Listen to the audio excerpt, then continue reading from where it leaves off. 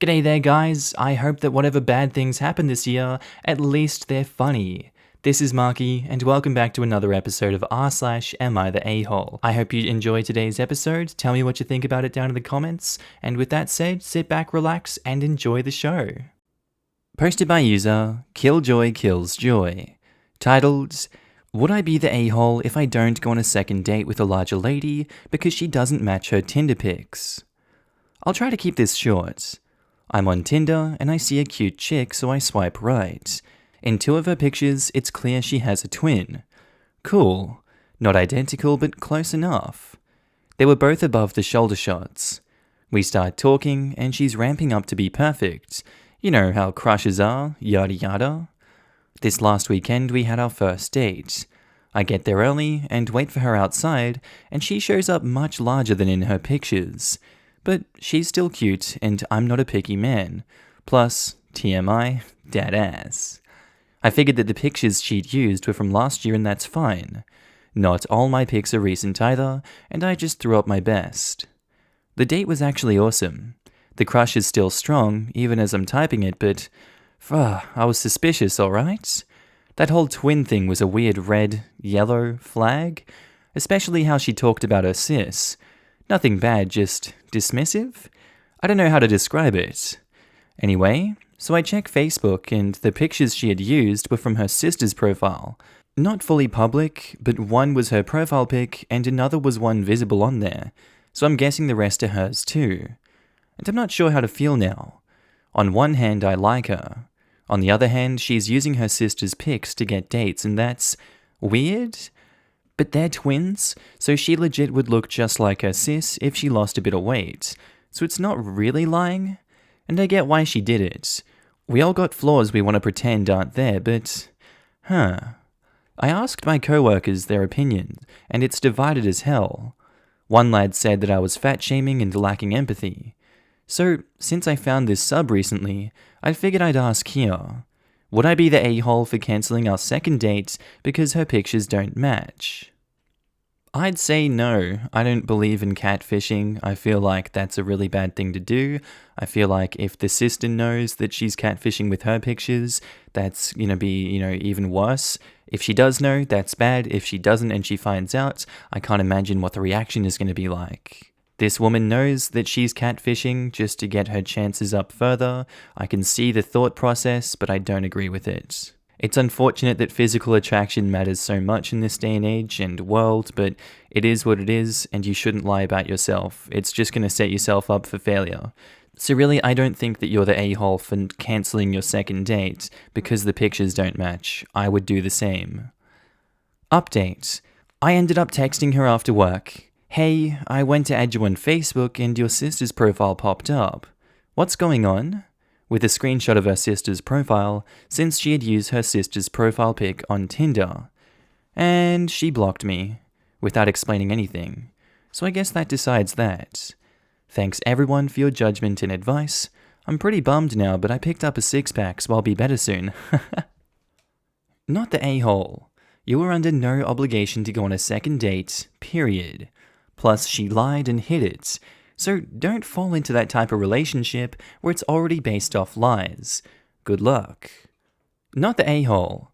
You seem really chill about this situation, and if a person uses a picture that is not current or recent, then that is technically deceiving you.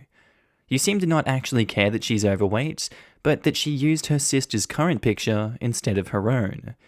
If you enjoyed the date, it's worth going on another, I think. Just FYI, don't personally think you were fat-shaming, but she should have used her own pictures. Like I said, I don't think I'm a picky man.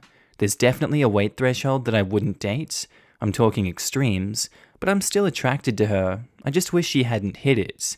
Another comment suggested I talk to her before making a decision, and I think I might do that.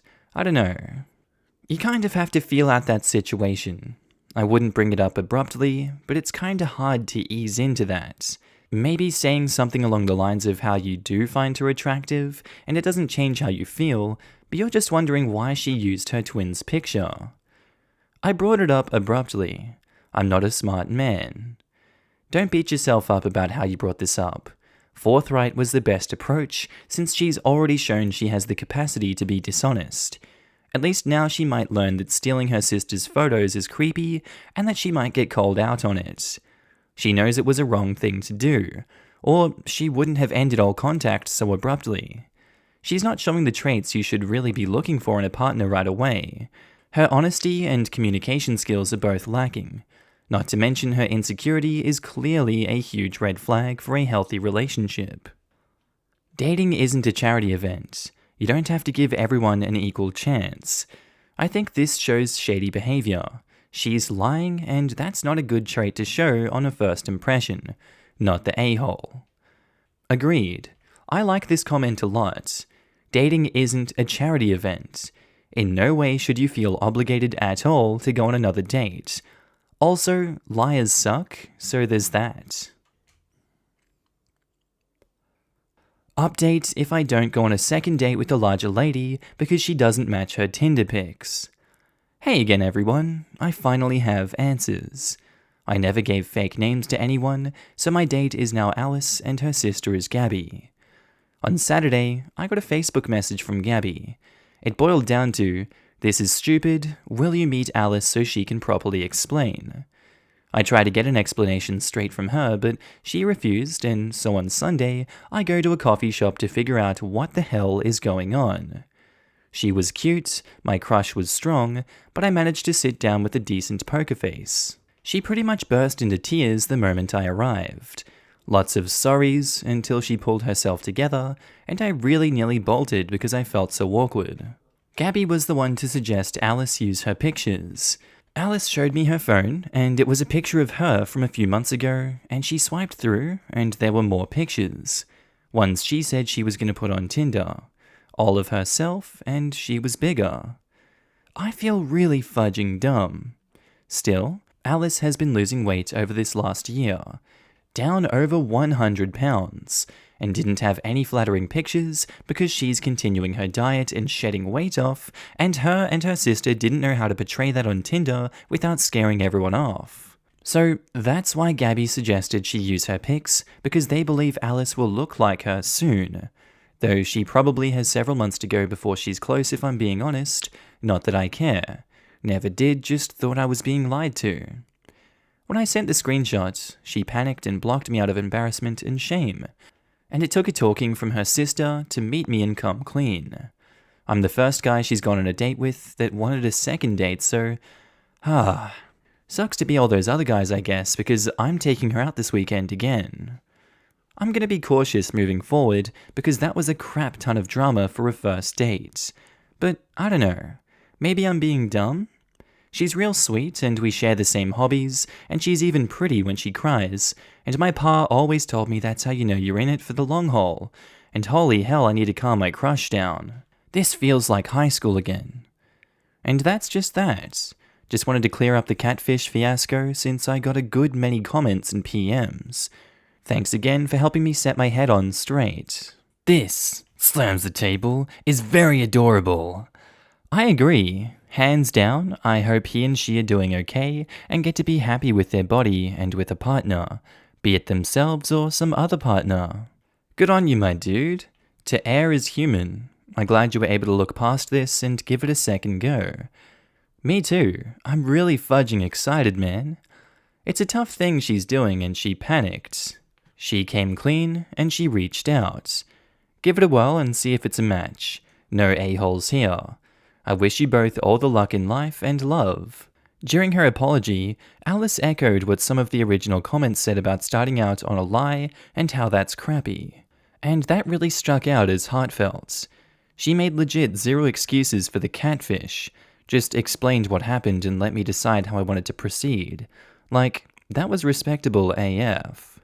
Someone willing to admit mistakes and not place blame on someone else is a pretty good sign of maturity and can show that in the future, there shouldn't be an issue if someone messes up. She seems like a catch. You said she's pretty when she cries. This is so wonderful. You go, OP. I promise you're making this girl's world more than you know. Being a curvier lady myself, the dating game is hard. You constantly feel like your weight defines you in a relationship. In the past year, I haven't really gotten past a second date. You're making a difference. Edit. One of those differences is helping me believe in love again. It's out there, I just know it. Posted by user throwaway 02241111, titled, Am I the a-hole for objecting to Girls' Day? I'm a 28-year-old male, and my immediate family is all women. Mostly, this is because I was raised by my mother and have no contact with my father's side of the family due to a messy divorce when I was young. My 2 sisters, early 30s, my 3 aunts, 2 who are my mother's sisters and 1 married into the family and married my aunt, and they have an assortment of close friends of the family, all of which are women that also go to these events. About 3 years ago, my mother had an idea to do a girls-only weekend. Originally, this was to see one of the Magic Mike movies, and because it was such a hit, they started to do these weekend outings once or twice a month. Originally, it didn't bother me because I'm an adult and I have my own life, and my own house, and I didn't really even think about it. But an incident recently made me annoyed at the whole concept.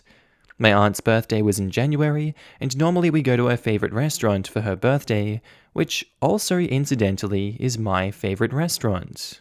So I bought her a present and a card, and waited for an invitation, and none came. When I asked what was going on for her birthday, I was told they celebrated it early on their girls' day, because she was going to be out of state during her birthday. This kind of irked me because when I mentioned I bought her a present, my mother just told me to drive over to her house and give it to her. I felt pretty left out since I'm the only male in my immediate family. Having a girls' day is the equivalent to saying, hey, let's celebrate my birthday, but not invite him. I was griped and told that I was basically being self-centered and that she can celebrate her birthday however she wants. I agree with that, but once again, I'm the only one being left out and it feels crappy. The proverbial straw that broke the camel's back was I was just also informed that they were planning a summer vacation this year as a girls only too. And when I asked my mother what about the vacation we normally take as a family, she told me that they can't afford to do both. So they're just doing the girls-only vacation this year. At this point, I was very annoyed, and had a loud argument with my mother and sister, telling them that it's really crappy that twice a month they have group activities and specifically exclude me. And on top of that, they are now even taking vacations and excluding me. Nothing came of the arguments, and they wouldn't budge. So I decided I needed a break from the immediate family because they don't consider my feelings relevant. So I removed myself from the family group chat and deactivated my Facebook. Now my phone is being blown up and I'm being told that I'm immature and I need to grow up.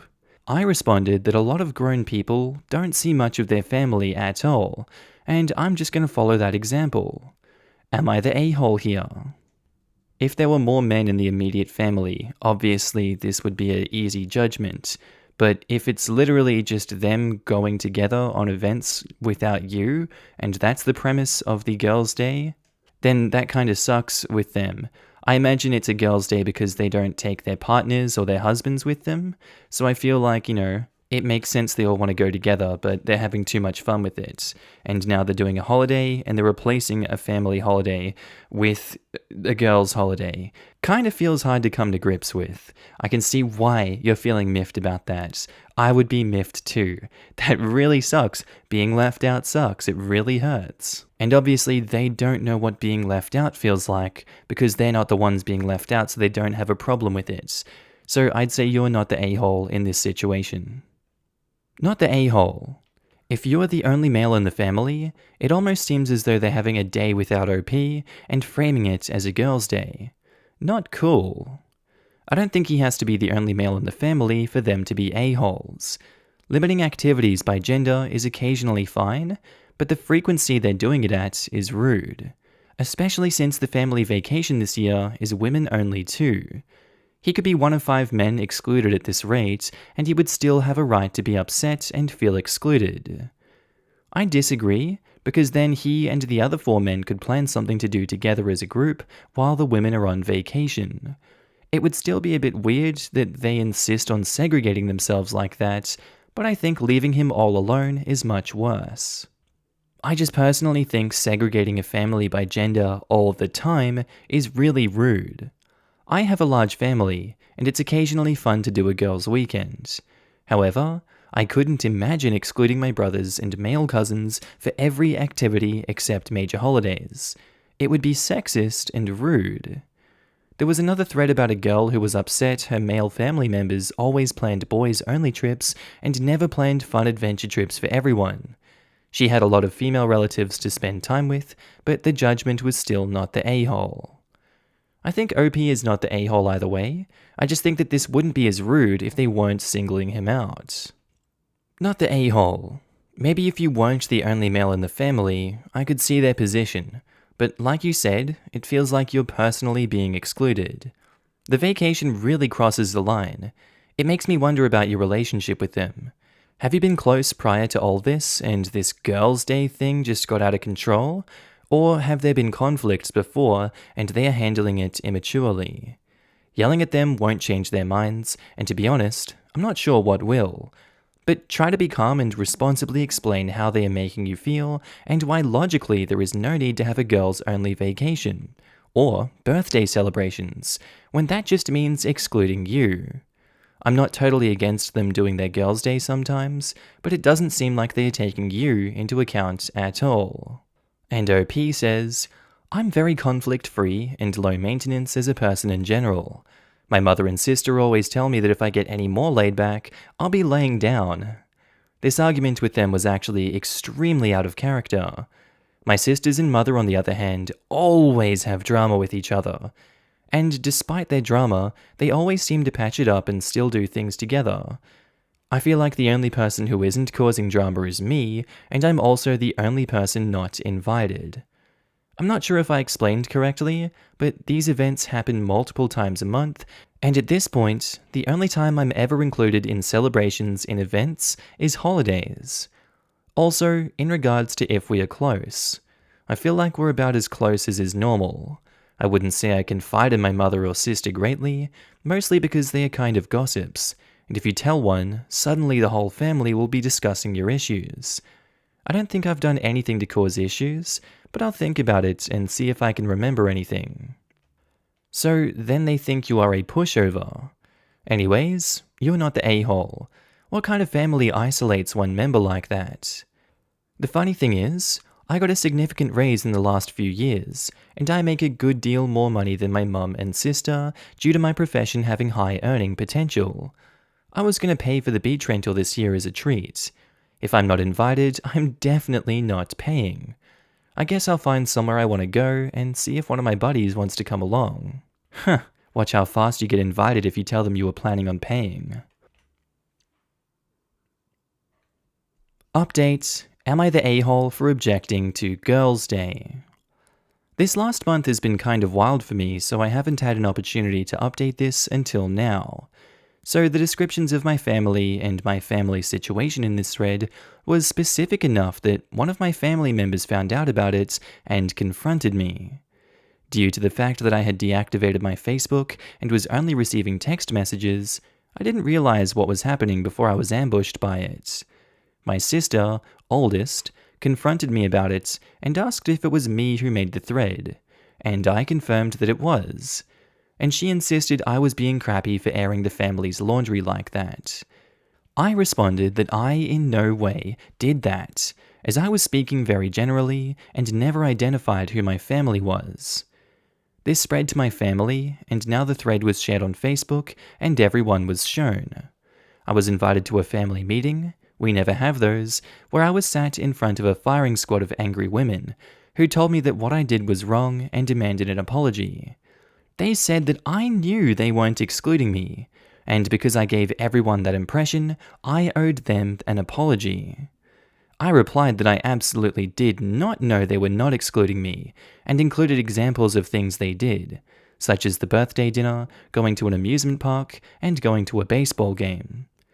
Once again, they characterized this as a girls-only event of fun where boys just weren't allowed or welcome because they wanted to talk about things guys wouldn't be interested in. I replied that she needs to stop saying guys, because there is only one guy who would have been invited, and that's me. So what she's really saying is it's a no OP event, not a girls only event. They explained that it wasn't excluding me because regardless of whether I was interested in the event, the conversation would have bored me because I'm not a girl. At this point, we were going around in circles, so I just explained my perspective. I said that I'm the only male in our immediate family, and when the people in my family get together on a regular basis, not a one-off or once in a while and don't include me, regardless of what they called it, I feel excluded. I explained that the breaking point was the family vacation, and that there was absolutely no reason to leave me out of a vacation I was always invited to, particularly when that's the only vacation we do, and they have stated they cannot afford a second one. At the end of this meeting, I was never given an apology. No one tried to empathize with my perspective, and I was accused of many things that I didn't do by any reasonable interpretation. I told my mother and sisters that we reached a breaking point in our relationship and that I was going no contact for a while. I told them I'm an adult and I have my own life, and the reason I wanted to be involved was because I didn't want one of those family relationships where you only see your families at holidays. If that's not what my family wants, then it's okay. But I told them that I was not going to be involved with people who made me feel crappy and intentionally leave me on the outside looking in of my own family. My mother and sisters told me that if I was going to lie about them to everyone, that they don't care. At this point, my relationship with my family is over. I left that family meeting and have not reactivated Facebook and have not received any contact and have not initiated any contact. Que sera, sera. What will be, will be. Thanks, Google Translate. If the family is reading this, you guys just lost someone who loved you enough to want to spend time with you. How can a mother exclude her own son? How can a sister not defend her own brother? Shame on you guys. It sounds like this guy is serious. Say goodbye to one of the only people that ever gave a crap about you guys, because even if he does come back, it'll never be the same. I would never do this to my family. Honestly, you guys disgust me. The most pathetic thing about this was OP was originally upset because he wasn't getting to spend enough time with them. I feel like that's the opposite problem most families have with adult sons. What the F is wrong with this mother especially? Disgusting people. The mother will be in for a rude awakening when the sisters get married. They'll leave her for their own families, and she'll wish she had a son who cared about her loneliness.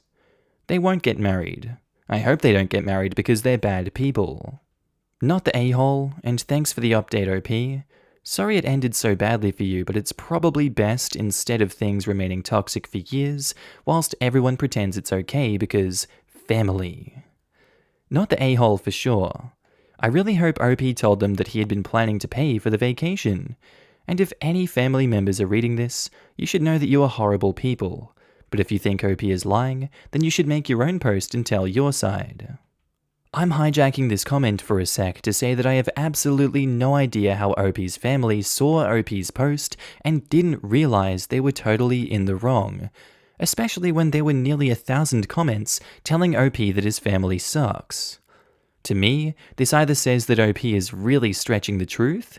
Personally, I don't necessarily believe that, or that OP's family are complete garbage. How can an adult in their right mind see a family member make an anonymous post online about how horribly they treat him, and then yell at that family member for being upset with them? I'm glad OP isn't wasting his money or time on them anymore. Posted by user Girlfriend Restaurants, titled, Am I the a-hole for very rarely / almost never wanting to go to restaurants because my girlfriend makes food that's just as good, if not better than restaurant food? I've been with my wonderful girlfriend for a few years now, and we usually get along great, aside from this current issue. She's a self-proclaimed foodie, which I honestly think is just selling herself short. She's a food genius. She can taste and smell a dish and then turn around and recreate it, or even make it better than the original. If you taste something and wonder, what's that super subtle flavor, she'll tell you. It's anchovy paste, sumac, lavender, or some other obscure spice that you would never even think of. When someone is cooking something and they go, "It's missing something," she can tell you exactly what it needs. It doesn't stop there. She knew I had touched a diesel truck at work one morning as soon as I walked into the house that night because she could somehow smell it on me. It's either really cool or really creepy depending on the day. That's not it either. She heard about a lost family recipe, and the next week, bam! I'm eating my grandmother's homemade sausage again for the first time in 15 years. It's gotten to the point where I don't see any point in going out to eat, pretty much ever, except maybe her birthday. Even the most exotic ingredients aren't out of her reach either, and even though it's not about cost, I've saved up more being with her than I ever have in any other relationship. The only places we really go for date night is ramen. She can't figure out how to make the noodles, but she still tries, so it's just a matter of time, and sushi. Our anniversary was recently, and I had noticed that our local fish counter was selling sushi-grade fish, along with the rolling mats and nori. So I suggested that we have a homemade sushi for our anniversary dinner before going out, and she got upset and said, "I'm not learning how to make sushi because then I'll never get a real date ever again." We ended up going out instead. It kinda took me by surprise that she got so mad though. She has lightly mentioned wanting to go out occasionally to places like Olive Garden because she likes the red sauce, or other places because she likes the food. And now that I'm thinking about it, she's gotten kinda gloomy because I've asked her to cook on date nights instead of going out more often. She also brought up that food she cooks tastes better to me because she's tasting and smelling it while it cooks, so her senses are dulled by the time it's served. But she has the most acute sense of smell and taste I've ever seen, so I kinda think it's just an excuse. I just don't think it's worth it to go out and pay restaurant food prices when we can stay home for home food prices and have food that's just as excellent. TLDR, so Reddit, am I the a-hole for not wanting to pay a restaurant to cook my meals because I practically have a private chef of my very own? Edit, it's not about the financial aspect of staying home versus going out. I just thought that it was worth mentioning because it's been more of a saving than expected. If it's not, then why do you keep bringing it up? If you keep saying it, obviously we're going to take that into consideration. You've said it like 3 times in this post. Man, I save so much money, but it's not about the money. Man, it's so great staying home and saving money, but it's not about the money. Don't forget, it's not the money. I do like money. And why the hell do you never cook? Why is she always cooking? Do you not have the ability to cook for yourself and make your own meals? Just because she cooks so well doesn't mean it's not impossible for you to cook, buddy. How has she been okay with this whole time? I honestly think you've grinded it to the point that if I were her, I'd probably be very miserable at this point. She realizes that sushi is the last bastion of date nights, and you're trying to take that away from her too. What's wrong with you? Have you no self-awareness? Have you no foresight to see that the future holds crappy food for yourself when she leaves you? Because you deserve it at this point if you continue and don't change. You are such an a-hole and you don't realize it. You need to do a 180 now and fix the damage you've done. I'm surprised this hasn't caused arguments and fights. I'm surprised she has so much bullshit that she can deal with. Edit 2. I'm taking her out tonight to grovel, guys. I'm also going to politely ask that, if she finds this off of Twitter, please don't smother me in my sleep for being such a dick. Edit 3. No, Twitter, I don't buy her flowers. Thanks for rubbing it in. I buy her herbs and succulents. What flowers do I buy a woman who likes to preserve them afterward? Also, yes, I wash the dishes. Final edit. Okay guys, this will probably be my last edit. This post exploded unexpectedly, and I've tried to respond to as many comments as I can, but there's just too many of you. If you've asked me a direct question and I haven't answered, I'm sorry. My inbox is a mess. I really took everything you guys have said to heart, and I can honestly say that I've been an arse, and it's really hurt my relationship with my girlfriend. It's honestly a surprise that she's still my girlfriend after everything. So her mum picked up the girls, and I took her out to a really nice tapas restaurant. She was very excited and seemed to enjoy herself, and I apologized for being stupid. After, we took a walk and everything seemed perfect, so I asked her to marry me. She said no. She did it kindly, but she still said no. She said that it wasn't a forever no, but she didn't want to commit to a one-sided relationship, and also said she doesn't think that it's fair that our relationship happens on my schedule or my terms. I'm pretty heartbroken. I thought everything was pretty okay between us, but she thinks we should go to a premarital or pre-engagement counseling, and the division of labor needs to change over a serious sit-down conversation. So Reddit, you were all right. I'm the a-hole who almost lost the love of my life, and most of you are right. It wasn't over restaurants. Good lord.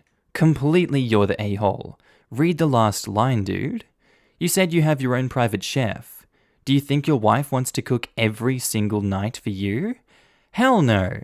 She makes sacrifices of her time every time she cooks for you, which sounds like a lot. So why can't you sacrifice some of your time to take her out and possibly show her thanks for the things she does for you? Jeez, man, you're being thick. Maybe that's why she got upset at the thought of never being taken out for dinner again. And I feel like you should bring this up with her directly if it's upsetting you. Maybe tell her you love her cooking more than any restaurant food, and she'll love the sentiment and wants to cook more. Or maybe she'll say she needs a break from cooking sometimes. Just talk to her. Or maybe go further than just telling her you love her food and show it. Get another old family recipe from your grandparents or parents and buy the ingredients and tell her you want to learn how to make it. When you say she knows exactly what the recipe is missing, ask what flavor profile she is detecting. Get involved. You'll still save money as groceries are cheaper than restaurants, but you have to contribute to both the creation and the cleanup of the meal. Otherwise, she will feel like a private chef instead of girlfriend. And take her to Olive Garden once in a while. It's inexpensive, and who doesn't love breadsticks? Even better if you make it a project with her to try and duplicate some of their dishes at home. Edit 2. OP took her out to a restaurant to apologize, and then proposed immediately after without showing any real behavior change? Damn, the balls on this guy. I don't know if this is an a-hole move, or the OP is just really clueless. Dude literally called her his private chef. I hope she doesn't already feel that way. I'm afraid she does. She just wants to be treated like a girlfriend. Take her out, man, crap. You're the a-hole. You don't have a private chef. You have a girlfriend, who I assume is doing all the work on the grocery shopping, meal planning, cooking front, while you reap the benefits. I seriously hope you're helping to clean up the kitchen after dinner at the very least. I also hope since she's doing all of that work, you've picked up the slack in other areas of housework. She wants a night off for date night. That's not unreasonable. I got so angry reading this, because I basically am the girlfriend. I cook difficult and delicious food because the restaurants around me suck and are expensive. But instead of her situation, luckily I'm married to someone who doesn't take advantage of me. Of note, this guy mentions doing the dishes but hasn't mentioned helping besides. If she's preparing lots of food from scratch, I can tell you that crap takes massive amounts of prep work. Work that anyone can do. Work he isn't doing. I refer to my husband, half-jokingly, as my favorite sous chef. I have the time and energy to cook at a high level because he helps me so much. I cannot imagine working so hard for someone who doesn't help. No, doing the dishes isn't an equivalent amount of work, and then uses my work as a tool to save money on expenses. If she'd been OP, I'd tell her to DTMFA. Ditch that mofo already, get him out of here, no scrubs. She's your girlfriend, you jack-off, not your fudging beast of burden. Update. Am I the a-hole for very rarely / almost never wanting to go to restaurants because my girlfriend makes food that's just as good, if not better, than restaurant food? A few months ago, I posted this post asking if I was an a-hole for not wanting to take my girlfriend out to restaurants. It blew up. It ended up on Twitter, and people shared it on Facebook. The general consensus was that yes, I am the a-hole, and it just went downhill from there. A couple people told me to kill myself, so thanks for that. More than a couple people told me that they hoped my girlfriend broke up with me. Well, after I posted and proposed and was rejected, things got pretty awkward between us for the first time in 5 years. She started to get snappy at me easily. She stopped being as affectionate to me. She started making pretty much nothing but casserole. Everything changed. To clarify, she usually liked to make more involved food than casserole. Then one day, like 3 weeks ago, she threw down the spoon she was using to serve the 1000th casserole this month and snipped at me. Do you seriously fudging think that I actually like eating at Olive Garden? Guys, she saw the post. She was furious. She doesn't like Olive Garden. She'll eat there because the kids love it and it's cheap. I was right about the red sauce being non-acidic, but, well, in her words, she never developed a taste for pasta. She's Latino. Do I ever see her make pasta? No. A meal isn't complete without rice. You don't know me at all. She yelled about Olive Garden for a solid 20 minutes. It wasn't just about Olive Garden, but it was a lot about Olive Garden. Long story short, we've been separated for a few weeks now, and it's not looking good. She loves and respects me, but feels it's best for her to respectfully disengage from me for her own personal betterment. So yeah, TLDR, I ruined my family by not appreciating my girlfriend. I didn't take her out on dates and I didn't pay enough attention. I would do anything to fix everything. Edit, to clarify a few things. 1, I didn't post on April 1st. 2, I say that she yelled about mostly Olive Garden because she did. She was really embarrassed that a bunch of people on the internet were making fun of her over Olive Garden, where the kids are catered to. And 3, she did not call herself Latino. She called herself Latinx or Latinx, but I thought Latino would be less confusing. Guess it just makes me look like a dick. Sadly, you're the a-hole still. I'm sorry for your situation, man, really, but it's hard for me to be too sympathetic. From your post, the impression I'm getting is your girlfriend was still cooking every day, just now she wasn't cooking your favorite meals every time, but casserole instead. It boggles my mind how you went through that whole fight. People here told you you were being an ass. You seemed to realize how one-sided the relationship was, and you still let her cook. She rejected a marriage proposal and suggested counseling for folks' sake, and it never occurred to you that maybe she's cooking casserole because you hadn't changed one bit and she was doing less to prove a point. The way you talk about being fed casserole for the 1000th time as if you're serving time in purgatory instead of being fed by a loving girlfriend is insane to me. In an ideal world, communication in a relationship is clear and distinct, but sometimes people don't want to have to tell you to pick up the slack. It's irritating and kind of humiliating at times to have to clearly spell out what your needs are, especially when the solution is so obvious. You have to learn to read your partner and their actions. I hope you learn that for your next relationship. And for over a month she was distant, less affectionate and snappy, and he just did nothing? Until she confronted him, he just resigned himself to lowly home-cooked casseroles and a rocky relationship.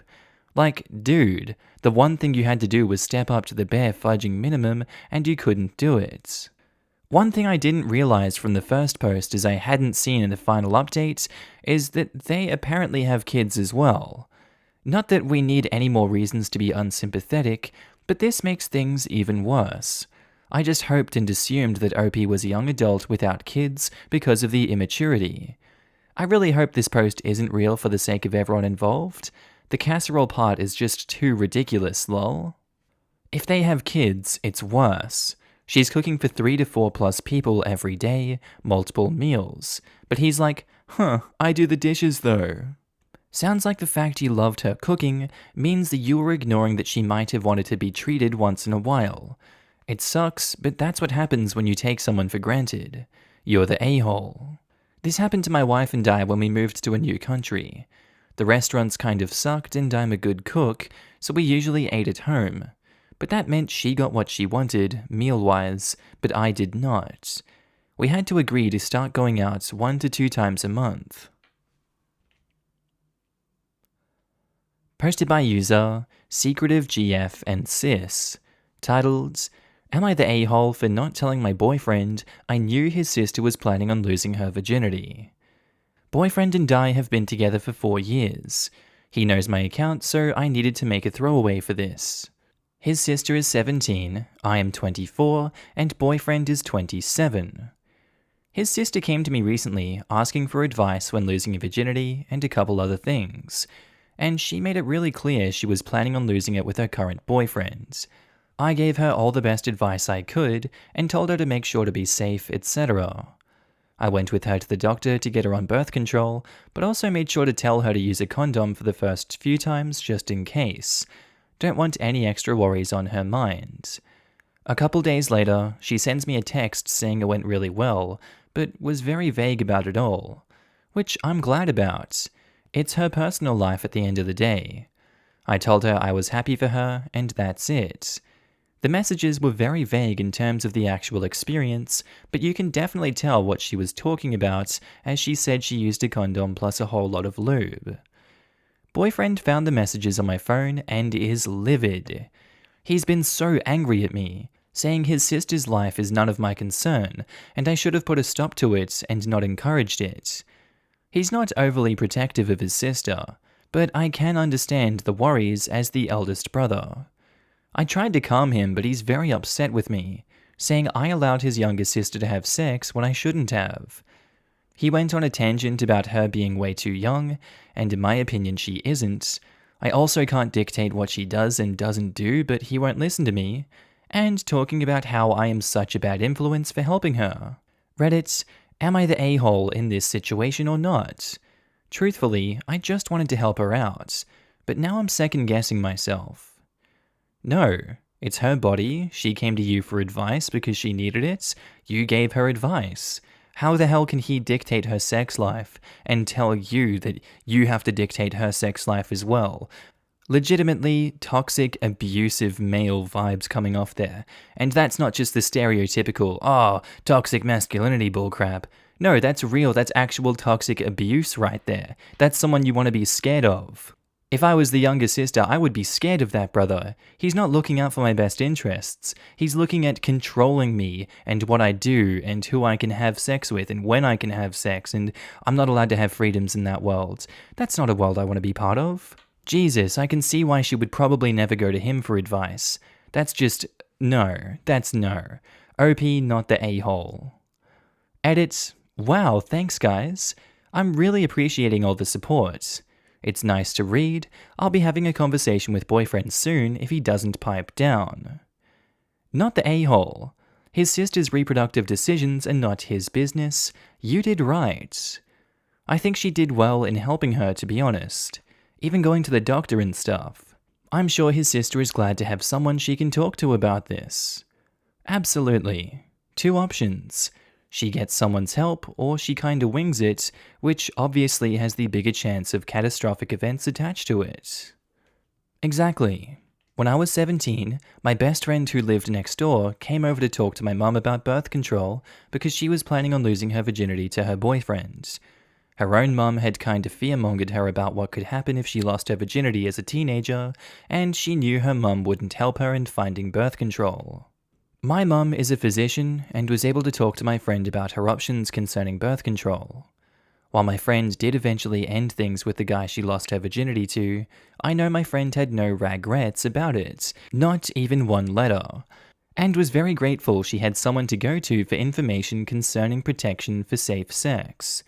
I'm also really happy OP's boyfriend's sister was able to have someone who she could talk to about this as well. Not the a-hole. For God's sake, she's 17. Your boyfriend needs to pipe it down a notch and be happy that you were there to guide her as much as you could. That's a whole lot better than the quote-unquote sex talk my high school gave us about how women who had sex are like used pieces of tape. What? What? They told us that women are beautiful, fresh piles of snow, and when you step in snow, it gets all dirty and ugly, and you wouldn't want your husband to step in dirty snow, would you? Ignoring the cruel misogyny, I don't even understand that metaphor. It wouldn't bother me if my husband, or indeed anyone, stepped in dirty snow. I bet most people who step in dirty snow. It's not like I'd marry a man dumb enough to walk around in the snow barefoot when boots exist. Maybe this was a too subtle lesson about wearing condoms? Also, I hope not even a teeny tiny part of you believes any of their nonsense. You do you and anyone else you want to, with enthusiastic consent, and don't let anyone tell you it makes you less worthwhile. Those people are dummies. Not the a-hole. It sounds like you gave her reasonable advice and your boyfriend has unrealistic expectations of you. She came straight to you, and telling your boyfriend would have violated that trust. It would not have been your place to tell her not to have sex, and honestly, she probably would have done it anyway. He goes through your phone, and you're worried about you being the a-hole? Edit to add not the a-hole, 'cause duh. Really good point. OP, he sounds controlling and a bit creepy. Be safe, please. Update, am I the a-hole for not telling my boyfriend I knew his sister was planning on losing her virginity? Hey again, guys. Thank you all so much for the advice and support you gave me when I first posted here. It made me feel a lot better about the situation, and it was nice to have so many people agree with me. So, thanks so much. My boyfriend unfortunately never calmed down about the situation. He saw it as a huge betrayal and was furious with me for days. At least a week, to be honest, and it's only been 11 days since I posted. I showed him the post and he said that you're all wrong, lol. And he also said it was weird I had posted this on Reddit in the first place. It actually just made him even angrier. After I tried to explain to him why I wanted to help his sister, he kept belittling me and telling me how wrong I was, and he wouldn't listen. I gave up trying to explain anything, but unfortunately he never piped down. He became physically and emotionally aggressive towards me one night, so I decided to end the relationship yesterday. I thought I owed you all at least an update. I will keep in contact with his sister and mother, who I love dearly, but ultimately I can't forgive him for his behavior. Thank you so much for the advice, guys. And this one got locked right off the bat, so there's no comments. It actually made me tear up a bit when I first read that one because I could not believe that he would get to that stage of being physically and emotionally violent, but hey, you know, there's just people like that out there in the world. That's all there is to say. Posted by user 1234123412321222, titled, Am I the a-hole for thinking about leaving my wife because she's adopting her nieces and nephew? Obvious throwaway because I have friends who know my personal accounts. So I've known my wife for 9 years. We dated for 5 and we've been married for just under 6 months. She comes from an insanely toxic family. She was emancipated at 16 and to this day refuses to speak to any of her family. They are all addicted to meth and her sister to meth plus anything she can get her hands on. Her sister has 3 kids, ages 9 months, 6 years, and 13 years. My wife began taking care of these children when the first was born when she was only 7 years old because no one else could. For whatever reason, Child Protective Services never took the kids away despite near constant monitoring, and the last my wife knew of these kids was 3 years ago when she permanently cut her family off. Her parents always assumed she would adopt any children her sister produced. This was actually the beginning of the rift that led to her cutting her parents off, and were never shy about it. When we started dating, she was 15, I was 17, I told her that if she adopted those kids, then the relationship wouldn't work out, because if I'm having kids, they're going to need to be my own. Edit, my mind was going at 1,000,000 miles per hour when I typed this. This is not an all-encompassing statement. When I typed it, I was focused on my current situation. I would not be opposed to marrying someone with kids already, I just expected to never raise these children, and I do not want to. She agreed, and she said that she had no desire to ever adopt those kids. I just deleted like 5 paragraphs worth of useless details because I'm just ranting. I will just get to the point.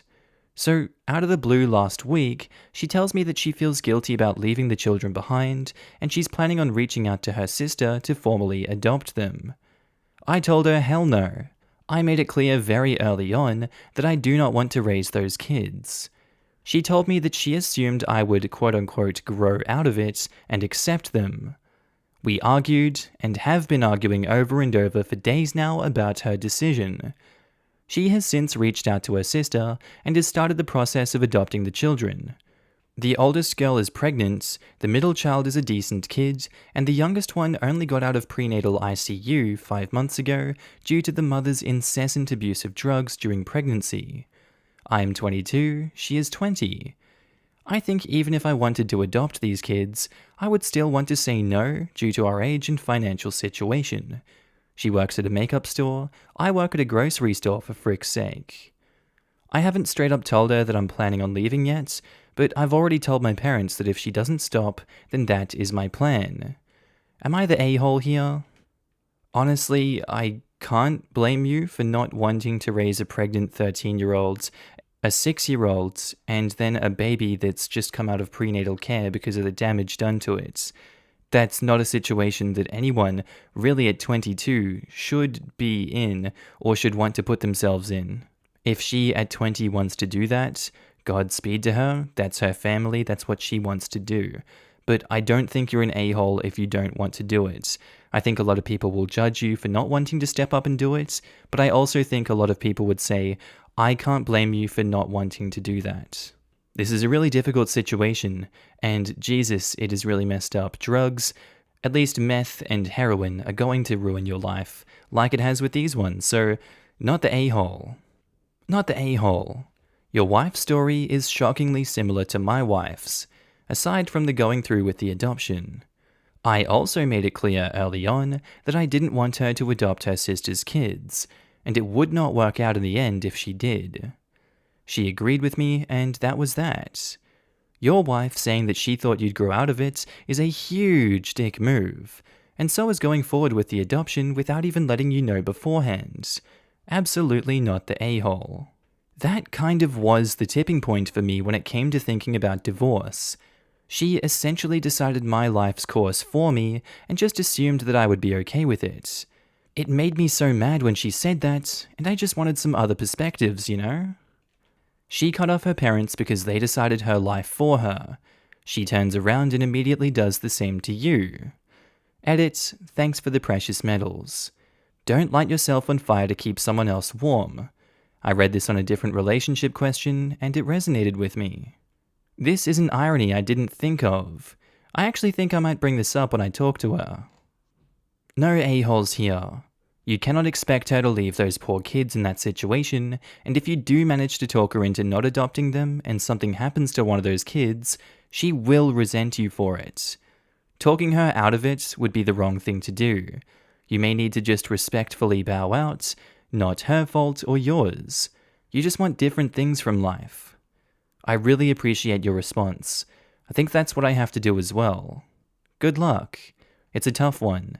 I hope you can leave things on good terms because your wife is a frickin' angel for what she wants to do for those kids, so they don't have the life that I assume she had.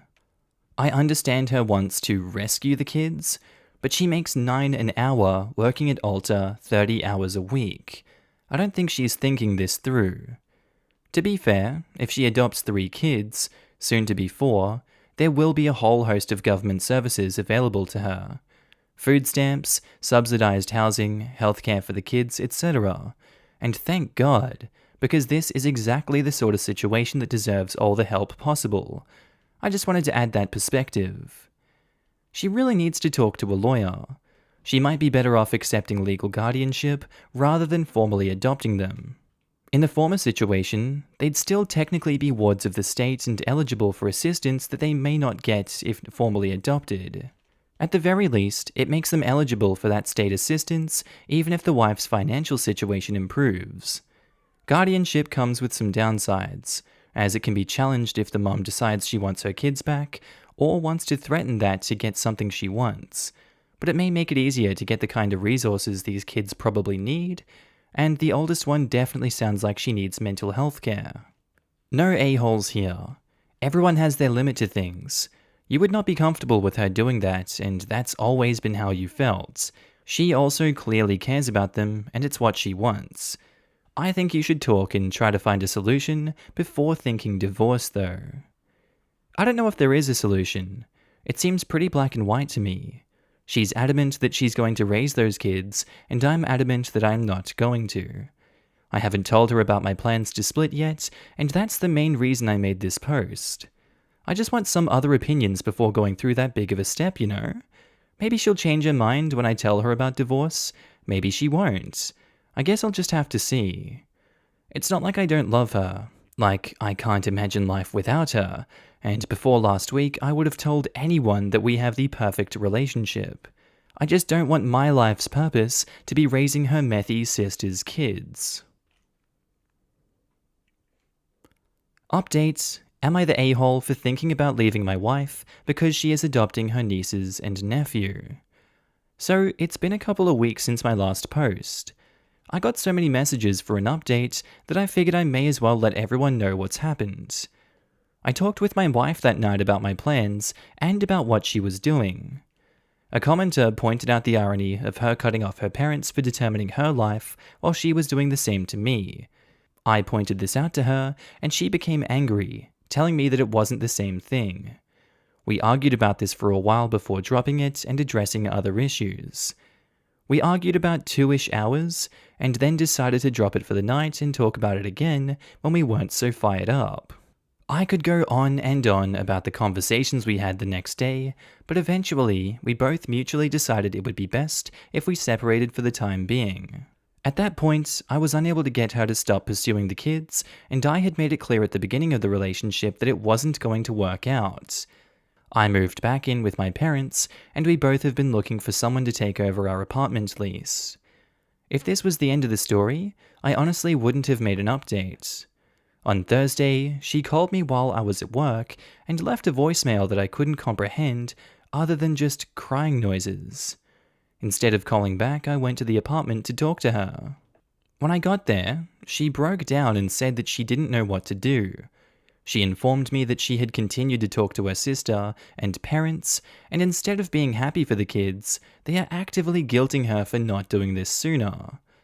In addition to that, she's taken the kids out a few times to try to get to know them again, and it's gone less than stellar, in her words. Apparently, the oldest doesn't seem to like her, and refuses to even look at her. And the middle child is shy and doesn't really want to interact, and the youngest is impossible to deal with because she is constantly crying. She's been over to her parents' house, where her sister also lives. I don't think I mentioned that in the original post. Every day since we last saw each other.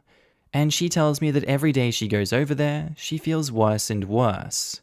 She told me that she no longer feels the strong urge to adopt the children like she did before. Since that day, I have semi-moved back into the apartment. I told her that my decision when it comes to the children is unchanged. I don't want any part of that mess despite feeling awful for the kids. She agreed and said she never meant to force me to live my life a certain way. She just feels extremely guilty about the whole situation with them. I talked to her about possibly getting CPS involved, and she said that she didn't want to do that because, despite their upbringing, the kids love their mum and grandparents, and she thinks it would do more harm than good. I personally disagree, but if I wasn't willing to raise them, I feel like I shouldn't push the issue. I actually had to omit a lot of information I previously had typed in order to stay under the 3,000 character limit. If anything is unclear, let me know, and I can clear it up in the comments. I didn't have room to add a last paragraph. She still isn't sure if she should go through with taking on the kids. She feels immense guilt over the situation, and right now, it's kind of still up in the air if we're even going to stay together. Regardless of her decision, I love her very much and intend to stay with her to be her emotional support for the time being. Have you thought of talking to a professional about this? Both alone and as a couple. I ask this in all sincerity and kindness because everyone is about to possibly go through a major life change, and I think a professional, objective opinion from someone who isn't emotionally invested might be helpful for everyone involved. We've talked about it, but financially talking to a therapist wouldn't work out. Our insurance doesn't cover mental health. Please, for the sake of those kids, make an anonymous report to CPS. It doesn't matter if you love your abusers. These kids need help so that the cycle can break and they have a chance at a decent future. I agree with this. Possible worry? Wouldn't CPS just try to pawn the kids off to my wife anyways if they did get involved? From my understanding, CPS tends to just take the kids to a relative before sending them to a foster home. The relative still has to agree. They can't force your wife to take them in. This is actually super helpful. When we were talking, one of her worries for calling CPS was they would just force her to take them anyways. I'll let her know. Honestly, OP, you did everything you could. I can understand the feeling of immense guilt over the situation the kids are in, but I commented in the previous post, saying she should not adopt these kids solely because she feels bad. I don't think she fully comprehends that these kids are not normal and shouldn't be treated as such, and if she chooses to go through with it and realizes this, then decides she can't do it anymore, that's going to be an even bigger blow of guilt because she just left these kids with the impression that she doesn't want them anymore, and that will damage them forever. Keep going strong. Posted by user AmiTheA throw 6, titled, Am I the a-hole for telling my girlfriend that we're done if she doesn't want another kid in the future? Obligatory throwaway because friends know my real account. Background. I'm 28 with no kids. My girlfriend is 26 and has an 8-year-old son from her previous relationship. She was with the guy since they were kids, but when she got pregnant, he dropped the ball. She had it pretty hard during the early years, and it was a huge struggle for her to balance work, school, and her son. She made it work and is now in law school. The kid's dad made a change about 3 years back when his own father died and has since been helping. We've been together for 1 year and 2 months, and I really do love her.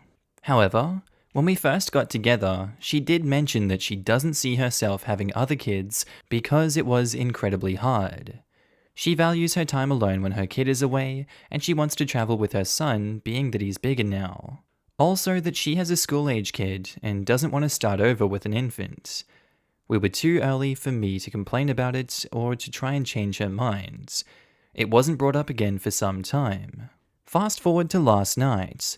We were watching something, and I mentioned that my coworker has left work to have her 4th kid. She said she couldn't imagine having that many kids. I got a little offended being that my parents had 5. She told me that that's what worked for my parents, but it wouldn't work for her. I asked her why, and she listed the reasons above, and that 4 kids is just excessive. I tried to reason it down to 3 or even 2, and she said she doesn't want any children but her son.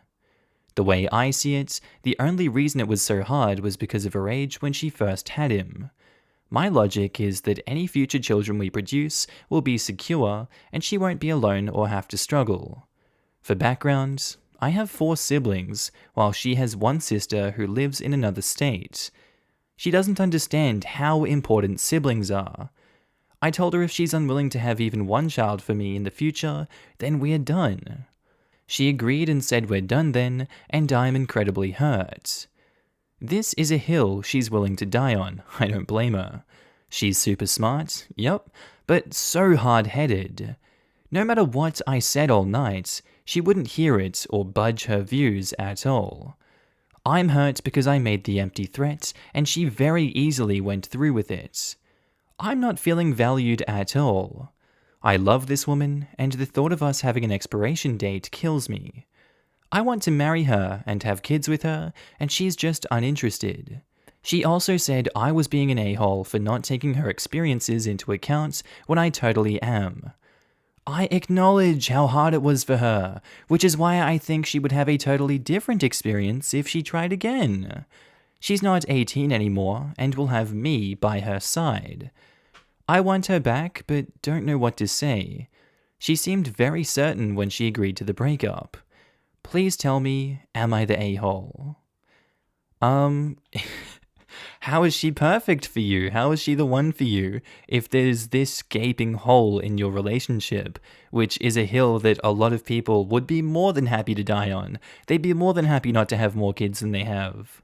If you want to have kids and she doesn't want to have kids, isn't that a sign that you guys are not compatible? And so many relationships die because people are unwilling to have kids or have more kids.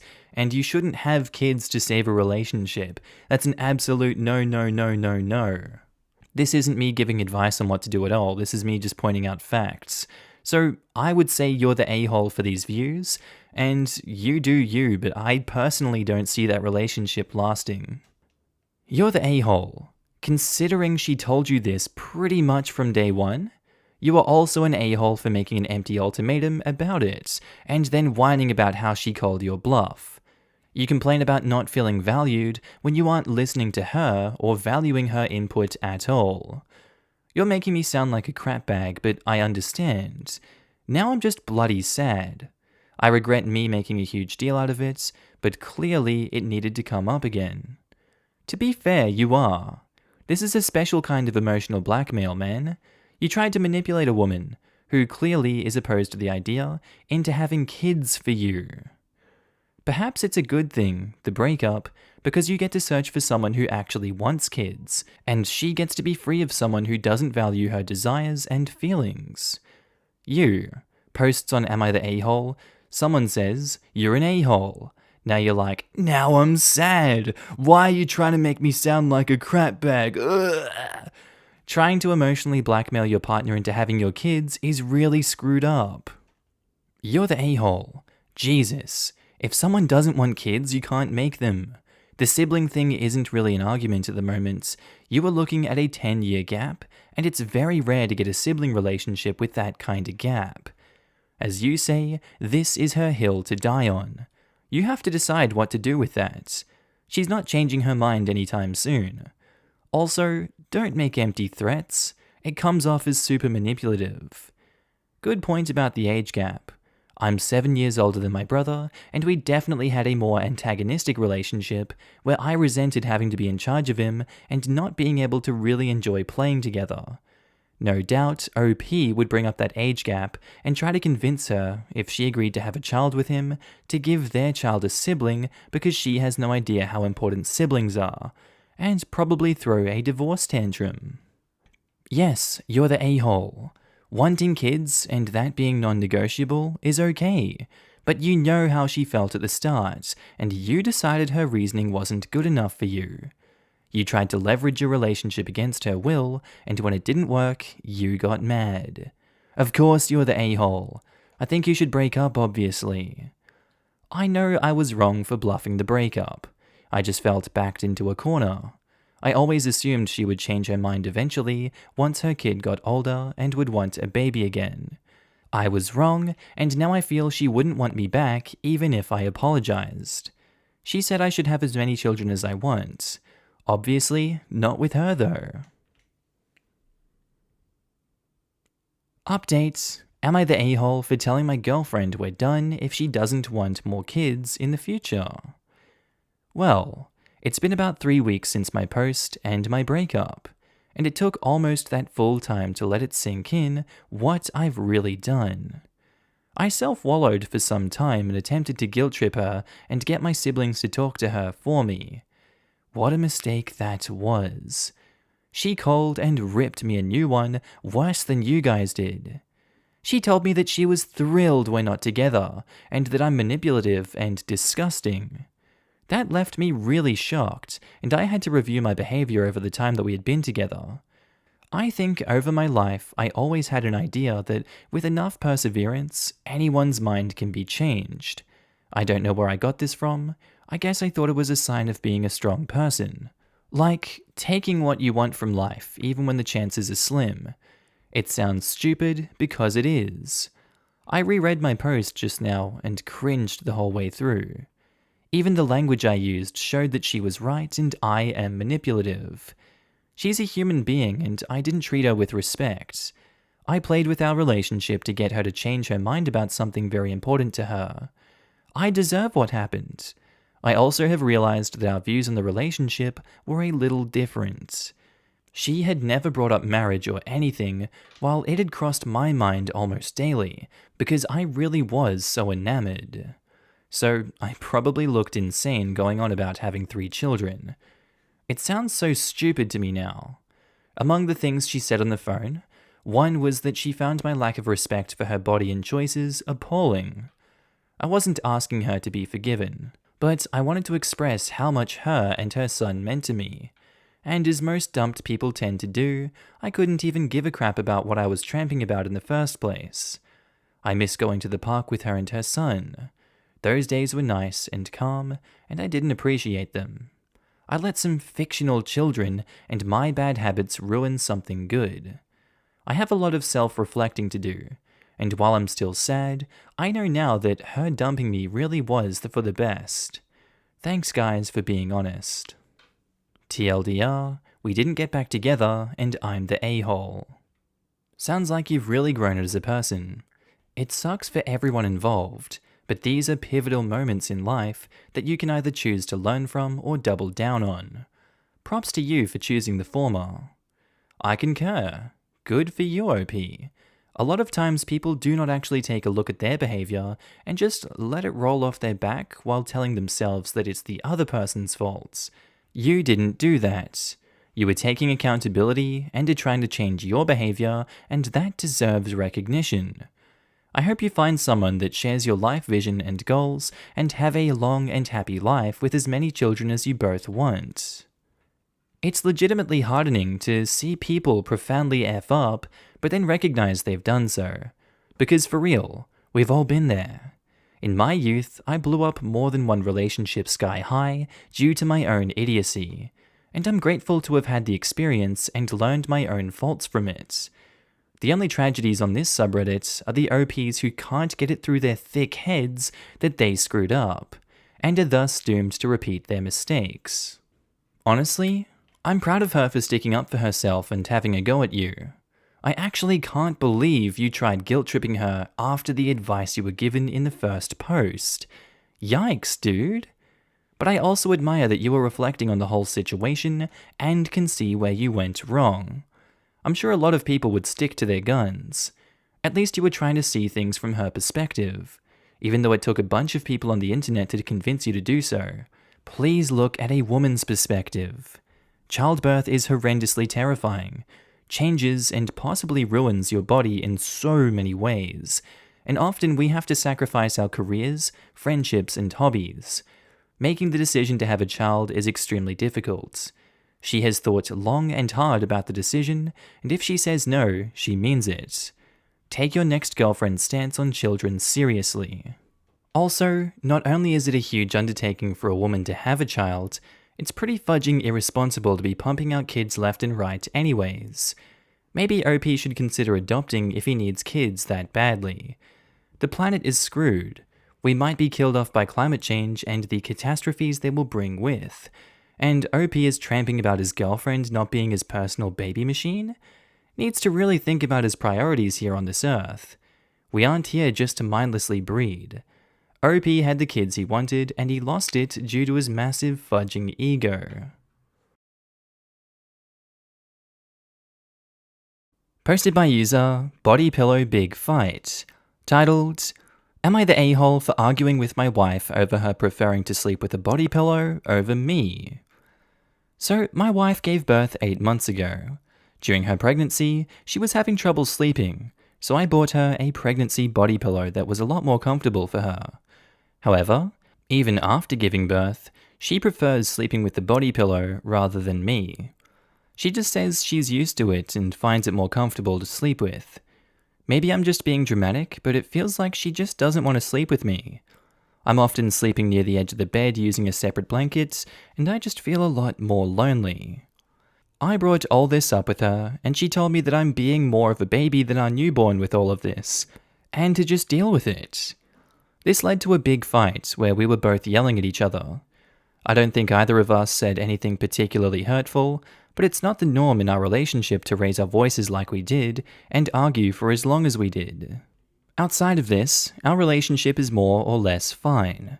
I mean, I obviously still love her, and I'm sure she still loves me.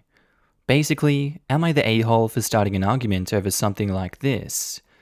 This is the pillow I bought. I removed the link since people think I'm trying to sell the pillows, lol. Basically just that one you lie in between. Don't worry guys, I was thinking sexy anime body pillow too, but unfortunately not. Edits. Some people seem to think that I'm jealous of the pillow. This isn't the case. I don't think she loves a pillow more than me. I just would prefer we sleep together and not with a pillow between us. Edit 2. I didn't think this was relevant, but just so you guys know, we have a nanny that takes care of the child from Sunday to Thursday. We both take turns on Friday and Saturday nights when we have to, so it's not like I'm expecting her to do everything. Also, I'm not asking her to cuddle with me all night, or let me spoon her, or vice versa. I just would like it if there wasn't a pillow between us. Edit 3, we have a beautiful Microsoft Paint drawing, akin to the likes of what we see on Tree Law, just not as good this time. Blue is the pillow. Okay, so now to my judgment. I don't really see a problem with her sleeping with the pillow if she can sleep better with it. You know, I would sleep with a body pillow if it meant that I slept better at nighttime. I feel like your request here is that she gives up her quality of sleep so that there isn't a pillow that's a physical barrier between the two of you. And I can understand there are some people that want that intimacy of skin-to-skin touching without a pillow in the way. But if it were to sacrifice my sleep or to sacrifice my partner's sleep to take that away, I feel like I would be the a-hole in that situation, so that's why I'm going to give this one a you're the a-hole. I'd say let her keep the pillow. She's going to sleep better, and she's happy with it. If that's how she wants to sleep, that's how she sleeps. No a-holes here. Jesus fudging Christ, the people on this sub. This guy probably hasn't held his wife before they fell asleep for over a year at least. All he did was express his feelings about it, and you guys are calling him a baby. He's not an a-hole for wanting to cuddle his wife. She's not an a-hole for wanting the pillow. No, he's obviously not jealous of a pillow. The fact that anyone commenting here thinks that makes me worry. By the way, why is it okay to berate this guy for expressing how he feels? He didn't hurt anyone. This is healthy. At least healthier than keeping it bottled up. What would you rather have him do? Express his frustration in a healthy way, or shut up and be resentful of his wife? That's a very good point. You're the a-hole. A body pillow doesn't move around, roll, breathe in her face, create intense heat. It's not like she's sleeping with another person. It's a pillow made for sleeping. You are being extremely sensitive. Ask for a compromise. Cuddle for 5 minutes in bed, then roll into your own spots and devices. Agreed. Also, body pillows almost always have fewer bones than a human being. Almost always. Oh no. I think this is more appropriately no a-holes here. It's perfectly natural to want to sleep up against your partner at night, and it's perfectly acceptable to miss that when you lose this. I think he's being extremely respectful of his wife's needs, and she's not being very respectful of his. In fact, when he brought it up, she insulted and belittled him. If you really enjoy snuggling up to your partner at night and drifting off to sleep, it's sad to lose that time every night. Physical touch releases oxytocin, a bonding hormone. If you're not snuggling up each night, you're missing out on time producing that hormone together. He got used to having that time with his partner, and now he's in withdrawal. It doesn't necessarily mean that he makes his wife change per position, but I think he at least deserves empathy. Empathy is something both deserve. The mum probably feels touched out, with a newborn clinging to her. Updates. Am I the a-hole for arguing with my wife over her preferring to sleep with a body pillow over me? So, a bit of a weird update since my wife actually saw this thread through her co-worker. Edit, to clarify, the co-worker didn't know that it was about my wife. She was just sharing an interesting thread. She texted me asking if I was looking to buy a new bed, and I said yes without thinking much of it. She then linked me this thread and said we would talk later that night, not in a bad way. We sat down and she apologized for calling me a baby, and I apologized for starting a fight over something so small. She said that she really enjoys the pillow, but we can get rid of it and sleep together instead. I told her that this isn't necessary and that I would deal with it, but she insisted. I have ordered her a new body pillow that just covers one side of her, and that she could put on the other side of me, so hopefully everyone can be comfortable. Everything worked out, and we've been sleeping together for the past couple of weeks now. The new body pillow came in and is on the opposite side of her. She switches between me and the body pillow every now and then, and it's not a big deal. A lot more comfortable to sleep now too, haha. Thanks to everyone who PM'd me giving me advice, as well as those giving advice in the comments. I tried to emphasize this as much as I could in the comments, but seriously, my wife and I never fight, and this was extremely out of the norm for us. Everything is good now though, and we're going to start doing date nights again on Saturday, and it's been going well. Feels more like our relationship when it was just starting out in the honeymoon period kind of thing. But yeah, everything's fine now. To be honest, it was always fine.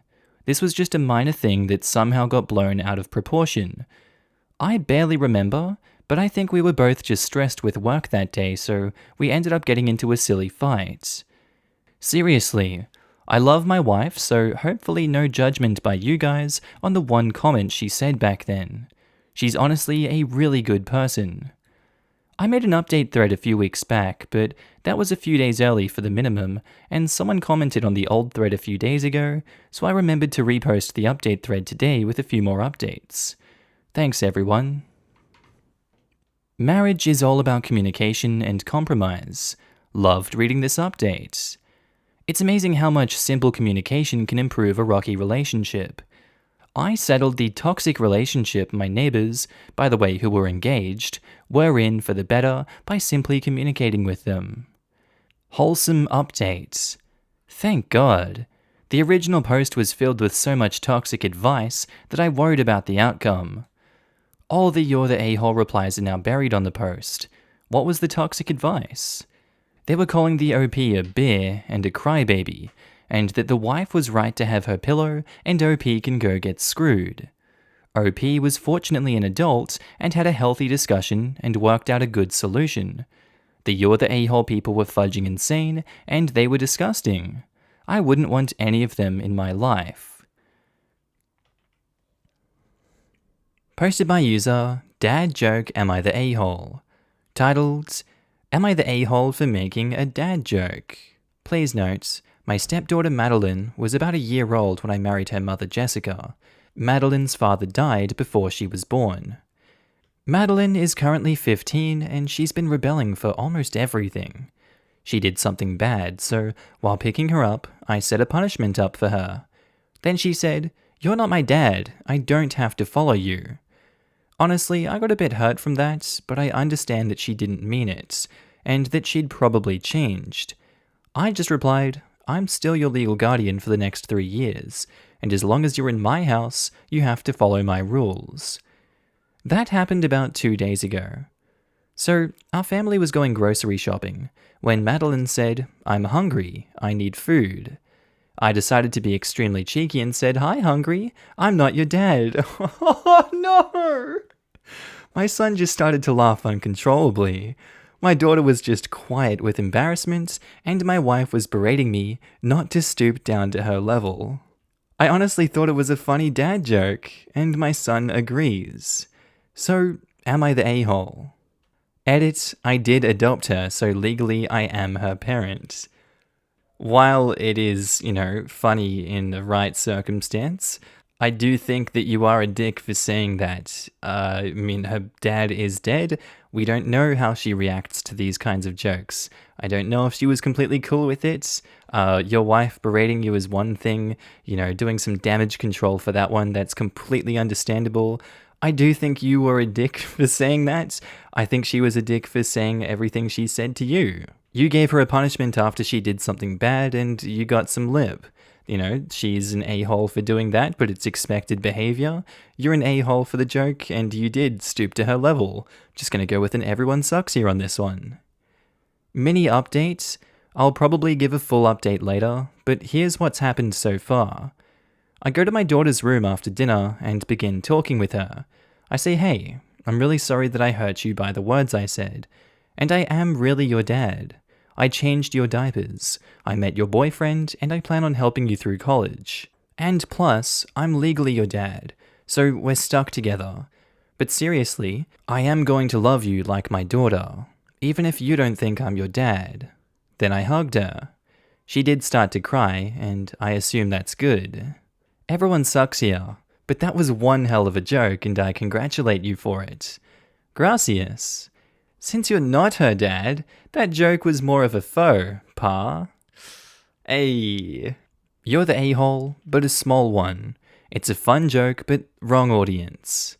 Yeah, I can see that now. I would say that you are only wrong because you never reaffirmed that you are her real dad. My kids were adopted, and when they were little, I asked a few parents of older adopted kids how they handled this dreaded phase. One of them said that it's important to not overreact with anger or sadness, I'm guessing. That just confirms their worst fear, that you believe what they said. He said to instead either say something like, "But you're still my real son or daughter, so unfortunately you still have to listen to me," or make a joke. With one of his kids, he said, "So, am I imaginary? Quick, click your heels together 3 times, and if I disappear, then you're right. If not, then I'm real." I don't think you were the a-hole, and neither of my teens have used this phrase, but I would try to make sure she knows you don't actually believe you aren't her real dad. I think the dad joke would have been okay if you didn't use the "I'm your legal guardian" line earlier. You are her dad. Let her know that you know that, and nothing she can say will change that. It's nice to see a mature understanding of the damage a teeny little moment of silly can cause. Kids testing boundaries need constant warm attachment, extra especially when they have a reason to doubt it. Thank you for posting this. I'm also an adoptive parent, and I absolutely got the "you're not my real mum" thrown at me when my kids were younger. It was a punch in the gut, but I kept my cool. I can't remember my exact response, but it was something like, "I am, and I have the paperwork to prove it." I know these things are coming from a place of pain and insecurity. They want you to feel what they are feeling, and they need and want that parental security reinforced. So, Opie's joke made me wince. I just can't ever joke like that. While I think my kids are pretty secure at this point when it comes to our family structure and their place in it, I would never want to make them question it. This situation is a bit different, but knowing teenagers, she's likely to hold on to this. The really frustrating thing about the kids is that you have to be the grown-up even when they are a-holes. This was an absolutely stellar dad joke and it cracked me up. But I guarantee that for the rest of her life, your daughter will be able to replay with that scene in her mind with perfect clarity as you stood there with a smile and said, "I'm not your dad." Ouch. Even if she knows you didn't mean it, even if she knows she deserved it, even if she knows she literally asked for it, even if she knows it was just a dad joke. Teenagers are stupid, fickle, fragile things that also need a lot of love even when they're absolute turds. That does not mean that you need to tolerate her being disrespectful and rude, but it does mean that jokes like this are going to hit home. The best thing you can do now is follow up with a serious talk sometime soon when it's just the two of you, where you tell her that you are still her dad and you love her. Update: am I the a-hole for making a dad joke? My son found the post and shared it with my daughter. This was after apologizing to her, and she cried again. So last week, we decided to have a father-daughter bonding weekend. Honestly, it was awesome. I took her bowling, to get a manicure, become Disney princesses. I looked awesome as Jasmine, and so on and so forth. She loved it. I loved it, and everyone was happy. Then we decided to go out to eat dinner. "I'm starving. What do you want, Maddie?" "Hi, starving. I'm not your daughter." She had this biggest smirk on her face. She hugged me, and I kissed her forehead. I'm sure she'd been planning this for weeks. This is awesome. I'm not married, but I'm with a woman who has a younger daughter. During trick-or-treating, she let me know that she was telling everybody I'm her stepdad because it's the easiest explanation. It melted my heart. Your story is reassuring for me regarding our future. Posted by user BroChib, titled, "Am I the a-hole for not teaching a skill to my oldest son that I taught his siblings because of the custody arrangement? This has quite literally fractured my family. I have an older son from my first marriage who's now 24. I have 2 younger kids from my current marriage who are 21-year-old twins. My divorce occurred right after my son was born. Over the years, my visitation has been primarily summers and holidays since my ex-wife moved to a different state. I have a particular skill set I was very good at, and all 3 of my kids have expressed interest in it. Unfortunately, I've only been able to meaningfully teach it to my younger kids. This was because to make my visitation with my older son more memorable, I would do camping and vacations, etc. I didn't have time to teach him properly. Also, anything I did try to teach him was forgotten and not practiced, because he lived in an apartment with his mother. The major issue now is that my younger kids have started a company after high school using this skill. I provided the initial funds, and as such have a 33% stake in it. This company has really soared this past year, and it's making a lot of money. My older son graduated from college and is doing a job he hates and is not exactly making a lot of money, especially compared to his siblings. Part of this is my fault, because he did ask to take a few years off after high school and maybe have me teach him what I knew, but my wife was battling cancer at the time and I told him I couldn't. And now, I'm not well enough to teach anymore. He's now telling me to include him in this company as an equal partner, that he'll do the finances. This was not well received by his siblings, who say they do basically 95% of the work, and that he didn't struggle in the earlier years to get it running. I am really at a loss here. I thought of just giving my share of the company to my oldest son, but it does seem unfair to his siblings who started this company in the first place. My oldest has become very bitter about this and has involved my parents. They are taking his side, and now my younger kids are resentful that their grandparents have turned against them. Our Sunday family lunches are no longer happening, and I'm having to see my oldest for dinner on other days. And every time I see him, I'm getting accused of not treating him fairly. It kills me because I made so many compromises to have him in my life in a meaningful way. He accused me on Saturday of pushing him out and loving his siblings more. I haven't been able to sleep since. Should I have done this all differently? I mean, the past is the past with this one, and we can't change the past. We can look back on it and say, hey, I could have done this better because XYZ happened, but in the end, we can't change the way that things are. And it's unfortunate that your twins have such a thriving business, and he's not doing something that he loves, and he hates his position in life. Unfortunately, I don't think it's up to you to change that for him. It's unfortunate that their company did do well, but there was always the chance of their company failing and him not even being in this position to complain about it anymore and turn the whole family against you and the siblings. I'm going to go with not the a-hole here. I really feel like it's out of your control. You're in between a rock and a hard place with the custody agreements and the fact that he lives on the other side of the country. Sometimes life just happens, man. Not the a-hole. Edit/update. The moderators have been kind enough to let me update my post. I know many people have asked about the skill set I mentioned. I just can't be specific because it'll make my younger kids' company identifiable with a quick search. I will say it's nothing mysterious and is a combination of woodworking, metalworking, and some masonry sometimes. It's just a niche product and not many people do it. The tools and techniques are unorthodox. I spent a lot of time reflecting yesterday after reading everyone's comments.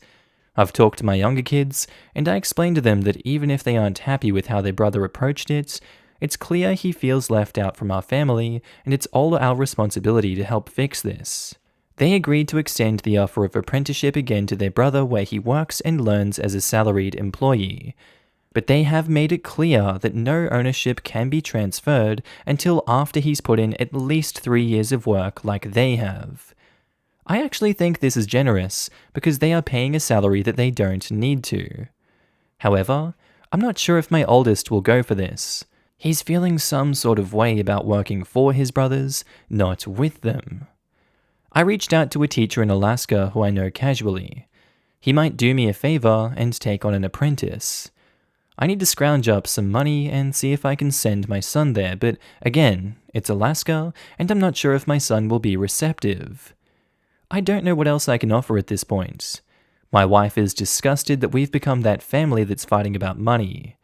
She wants to force the twins to give a stake in the company to their brother, but I really think it's a bad idea. They need to fix their conflict first, or it'll just be a disaster. I don't believe we should be telling our younger kids on how to run their company. I'll be meeting my son this Friday for dinner. I hope he'll be okay with at least one of the options. I also need to talk to my parents to stop creating more issues. They've always enjoyed chaos and like pitting people against each other, and it's just not helping. Thanks, everyone. No a-holes here, with the scales kind of tipping towards your eldest on the a-hole front. I get that he's bitter and feels like he missed out. The grass is always greener. Why isn't he holding his mother responsible for moving him to another state? He's not holding himself responsible for not practicing what you did teach him. I'm guessing he went to college and the twins did not. That iniquity doesn't seem to vex him. It's really an a-hole move for him to involve your parents. It's possible that nothing would ever actually satisfy your eldest because what he wants is something you can't give. In my family, we call it the pound of flesh, after the Merchant of Venice. Pound of flesh required would be your heart. He wants the do-over. He wants you to pay for his notion that he is loved less. Honestly, he did not want to go to college and wanted me to teach him after high school. He always wanted to use that skill to make money. But my wife was very sick and I just couldn't. So he went with his second option, and now he brings it up every time how I turned him down back then. I really regret it, and I should have tried to work around my wife's needs at the time. What is that skill that it guarantees money and you are the only person able to teach it? The whole mystery phrasing gets me hooked. $10 on Hitman. Info. Are you Liam Neeson? I'm also concerned about what the skill set is. It feels unnecessarily vague in this post. Info. Can your other children not teach him now? I'm wondering, if all three of them knew this skill, would the twins even invite him to join and start the company to begin with? He might be trying to push his way in now, but would he have been invited in the first place? It's hard to work with family, and while the dad views this as his kids pulling together and creating something together, maybe they view it the same and want to keep it just them two with the guidance of their dad. People are downplaying just how difficult it is to have a successful family business. Whatever internal family personal dynamics there are get amplified. So if there are feelings of inadequacy and resentment from the get-go, those will only get worse over time. The older son feels slighted, and even if he does get looped into the business, who's to say that solves the issue? And the twins' resentment would grow as well. Plus, I could see that dynamic only getting worse when you factor in a 3-person company with the twins as 2 of the members. He would always feel like the outsider based on that fact. If there's nothing wrong with the company and it's doing well, don't make major decisions to internal dynamics that could deal a potentially crippling blow. Give him stock or a silent partner share of the earnings. I would not trust a spiteful half-sibling to manage my business, let alone have a stake in it. Not when my livelihood and something I've basically worked my whole life towards was on the line. Yeah, older brother got a kind of a crap deal, but that's life, and no one but him is to blame for how he feels about it, and it's no one's fault that he thinks his life sucks and he's entitled to something he didn't earn. Would older bro be this bitter if the twins had a struggling business? Or if he was what he considers successful after college, which is BS, because it takes longer than 2 years for most people to establish themselves after college. He's just upset because he feels entitled, so he's guilt-tripping and manipulating his family into giving him something that he has no right to. If that means he burns bridges, then that's his own fault. Not the twins, not the dad, no one. Just him. He needs to get his head out of his ass and grow up and move on. No, it's not fair. But since when is life fair? Update to Am I the A-hole for not teaching a skill to my oldest son that I taught his siblings? I offered the 2 best options to my oldest, which a few days after I posted during dinner. The first option was work as a salaried employee for his brother's company for a few years while he learns the trade, and then buy in for a partnership in the company. I would have sold him my share for a very fair price. This was the only way his brothers were willing for him to join the company. He rejected it immediately. The second option was an apprenticeship I set up with someone that I knew and respected. Unfortunately, this was based in Alaska, and he rejected that as well, which I expected. He then said a lot of hurtful things about me and his mother. I gave in and said that I would teach him. Some people did suggest this on the first post. He took all my tools and material the next few days and moved it to his garage. I've been going over to his garage workshop every day for a few hours to try and teach him. It's not going that great, I have to admit. I'm physically not in the best shape, and he's getting frustrated by it. I'm just going to keep going with this, and hopefully it'll get easier as he learns more. I appreciate everyone's input on the first post. I'm not putting in any judgment either way, just one piece of advice. I'm physically not in the best shape, and he's getting frustrated by it. Take care of yourself physically. Make sure that your own mental and physical health doesn't deteriorate. I wish you and your son all the best. With OP's comments and replies, this deal is not going to work out. None of the options about this trade thing will ever satisfy the son because it's not the cause of his anger, but obviously just a result of what he never had. He seems to be punishing his father whether he's aware of it or not, and he will always find something to be angry about when they're working together, because he's been deeply hurt, and the root cause is not seriously being worked on. Forget the skill learning.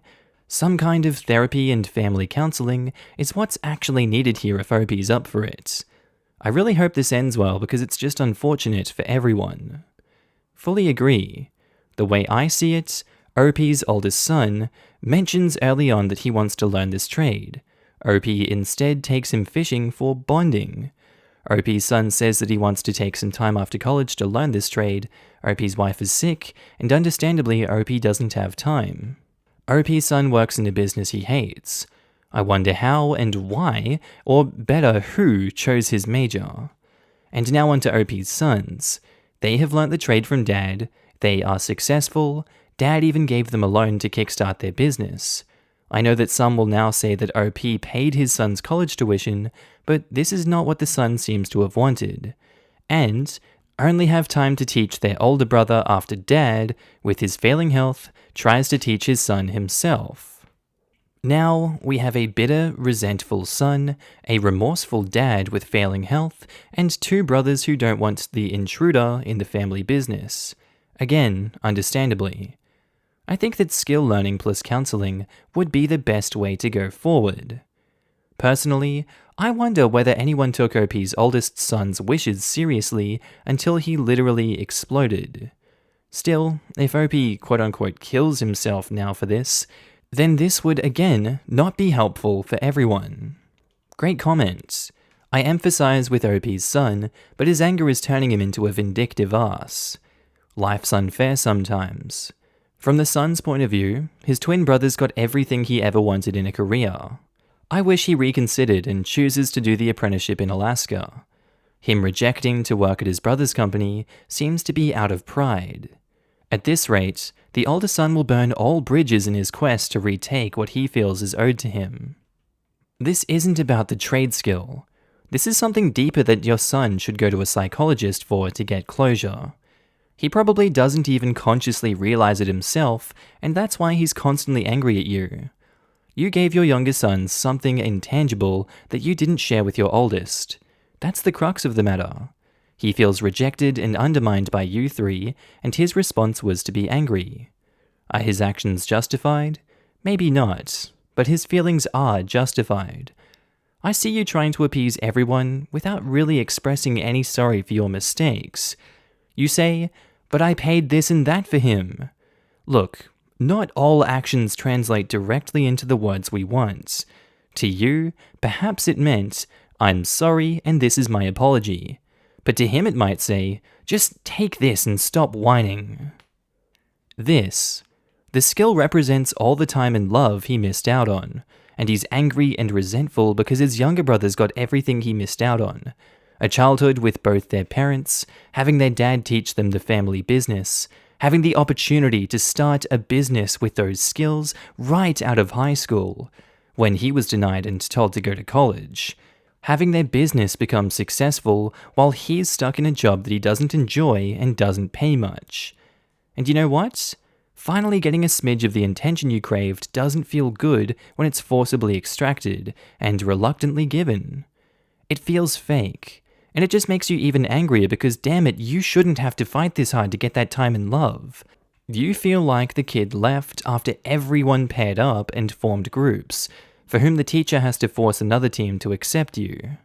Of course he's unhappy. He's in a crappy situation through no fault of his own.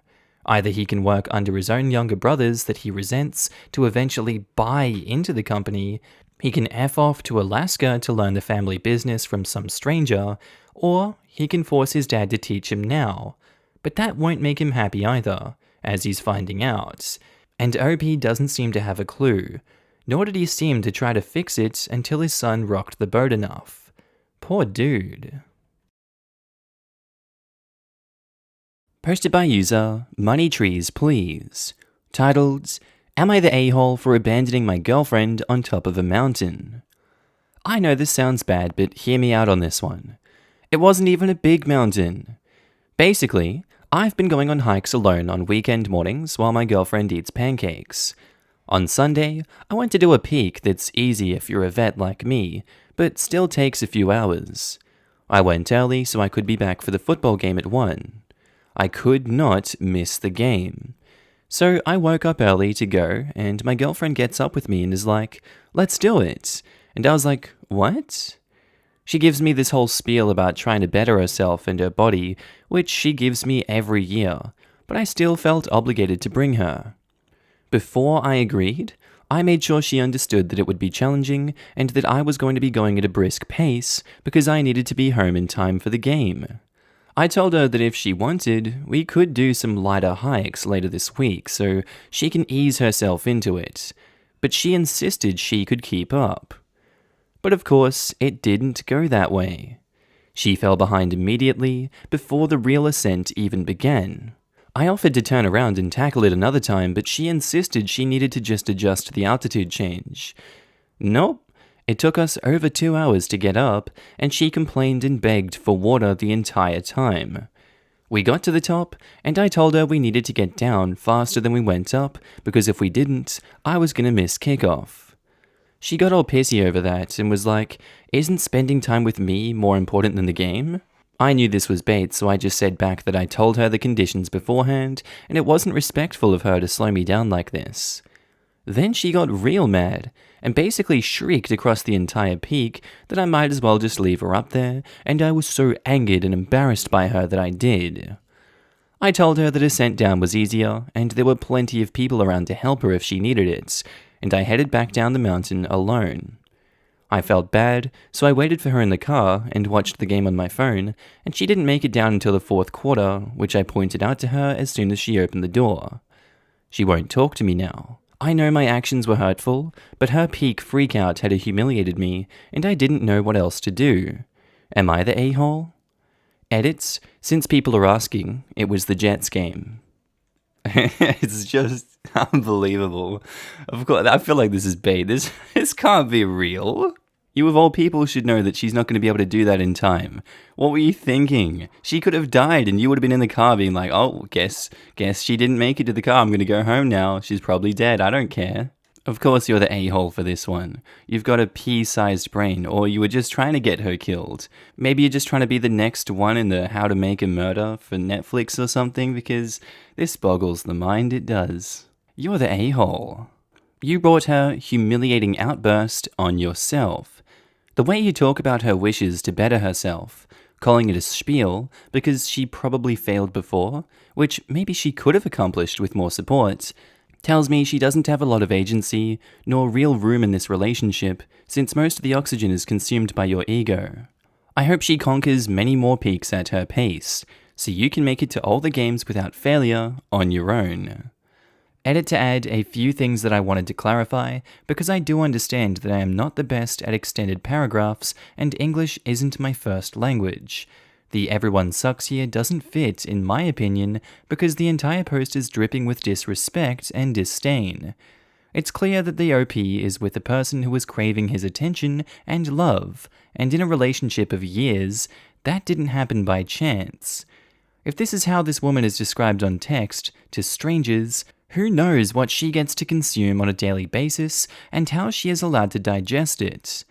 Of course, choices will be misguided, regardless of warnings.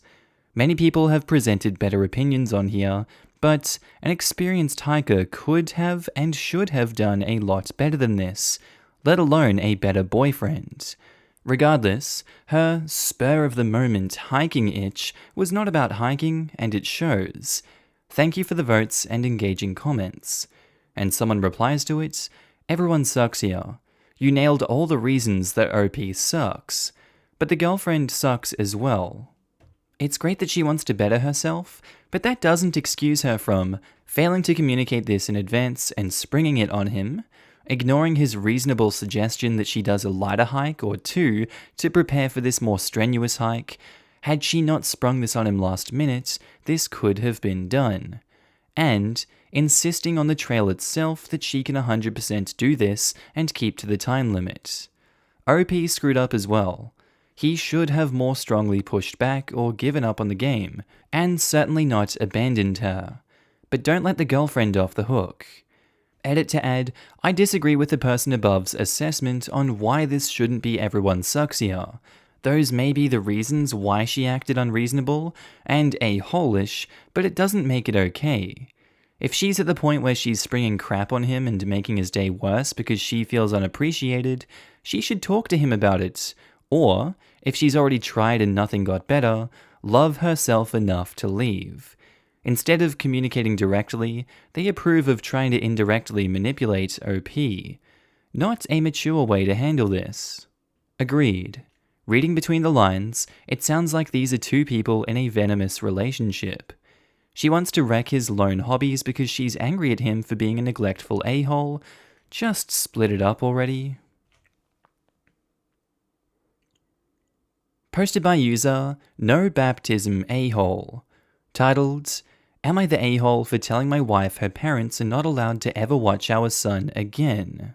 My wife and I have a 2-year-old son and have been married for 4 years. Our anniversary was a month ago, and we found a nice secluded cabin on Airbnb and rented it out for a long weekend getaway. My wife asked her parents if they would be willing to watch our son, and they agreed as long as we dropped him off at their house. That worked for us, since it was on our way in anyway. I was raised Lutheran, and my wife was raised Catholic, but neither of us currently go to church and have not had our son baptized.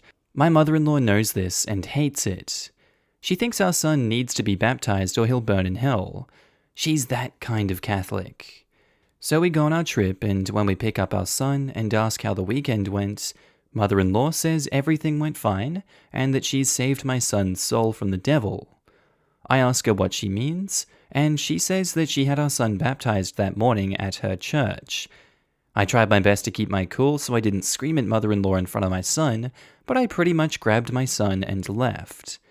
On the car ride home, I was fuming and told my wife as calmly as I could that this would be the last time her parents would have our son unsupervised.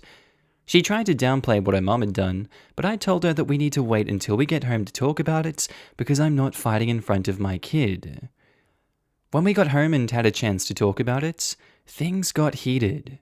I told my wife that I no longer trust her parents with our son, and that if they did something like this behind our backs, I can't trust them to respect our wishes as parents in the future.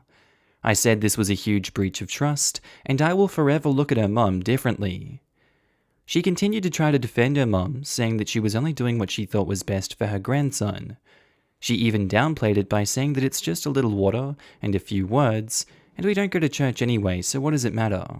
I told her that under no circumstances will I allow her parents to watch our son by themselves again. I said that we can still let them see their grandson, but only if we are present. I also said that if she doesn't see what the big deal is with this situation, that maybe we aren't on the same page as parents, and maybe we need to see a counselor. She started crying and said that this isn't the kind of decision I get to make on my own, and I'm an a-hole for trying to tell her what kind of relationship her parents can have with our son. I told her that I no longer have any trust or respect for her parents, and that I don't know if there's anything they can do to repair that. I told her I don't care if that makes me an a-hole, But what her parents did was unforgivable in my eyes, and they put themselves in this position to lose privileges with our son.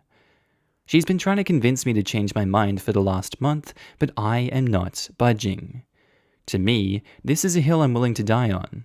I just recently covered another story like this not too long ago, and my thought for this one is the same as that. I think it's wrong that the parents did that to the child, and I think they deserve whatever the parents can agree on and deem necessary as punishment for doing that. Because these grandparents acted maliciously and without care for the wishes of the parents, I don't think OP would be the a-hole for telling his wife that her parents are not allowed to ever watch our son again. I mean, it's probably not going to be the final compromise, but I don't think you're an a-hole for at least putting that on the table. So yeah, not the a-hole. These types of baptisms violate church law, and if it actually was done by their priest, you should contact the bishop and file a complaint. And they have a link here that says, "Is a secret baptism against the parents' wishes the right thing to do?" No. In fact, the church prohibits a secret baptism without the knowledge or approval of the parents. I did not know this. Thank you for this. I will be doing that ASAP. I was going to say something along these lines as well. There were a number of hoops to jump through when my kids were baptized. One of these things included going to a class and signing paperwork. It's possible your mother-in-law was lying, or that it's not an official baptism. You can't just pop into a Catholic church and demand a same-day baptism. Something seems really off here. To a degree, and I say this as a lapsed and no longer practicing Catholic and a godmother to 2 Episcopalian kids. If the grandmother convinced the priest there was some kind of duress or mitigating circumstance, a priest could theoretically perform a baptism with the holy water found by most Catholic church entrances. Priests perform in situ baptisms on infants in NICU regularly, and those are rarely scheduled ahead of time. There's a SparkNotes version of the ritual that's meant for dire circumstances. It's a reach, but methinks that Grandma has a family priest who she's probably talked to about her wayward daughter or bad influence of a husband, and that's how we got here. Boundaries have unquestionably been trampled though, and regaining them, if OP so chooses, is going to be a battle of Old Testament proportions. Posted by user Relative Permission 5, titled, "Am I the a-hole for giving my son a bill for half his expenses?" My son, 17, asked me for a new gaming system, and I said no because he already has plenty of gaming systems and games and doesn't need more. If he wants one, he can save up and buy one. He then comes to me with a budget on how we can afford the system. It was mostly just that if I buy nothing for myself for 2 months, we will have enough for the system. I told him hell no. It's offensive, and if he wants the system, he has to save up for it. Then he comes back with another budget. He and his father calculated how much I've been paid in child support over the years, and they decided it would be a good idea to let me know how little a drop in the bucket the gaming system would be. I told him I spent that on his expenses every month, but he didn't believe me.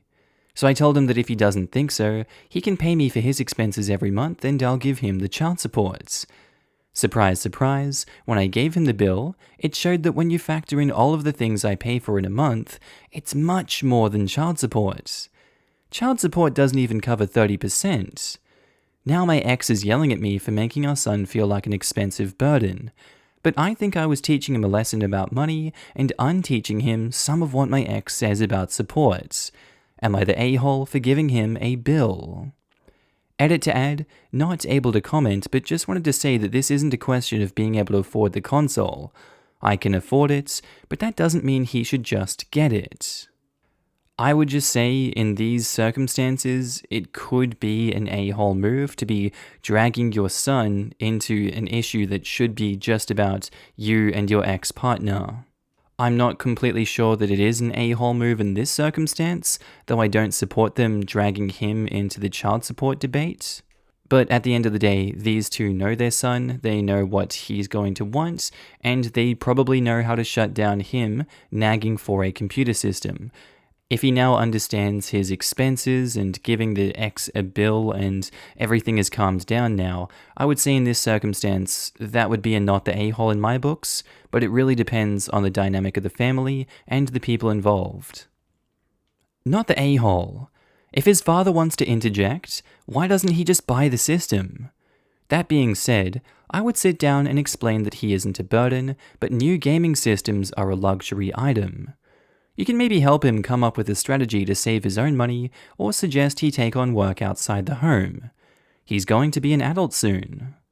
Replying to why doesn't he buy the system? Because his whole point was, I pay child support already. That should go to the gaming system. Why am I stuck paying for things for this kid when I already do the legal minimum?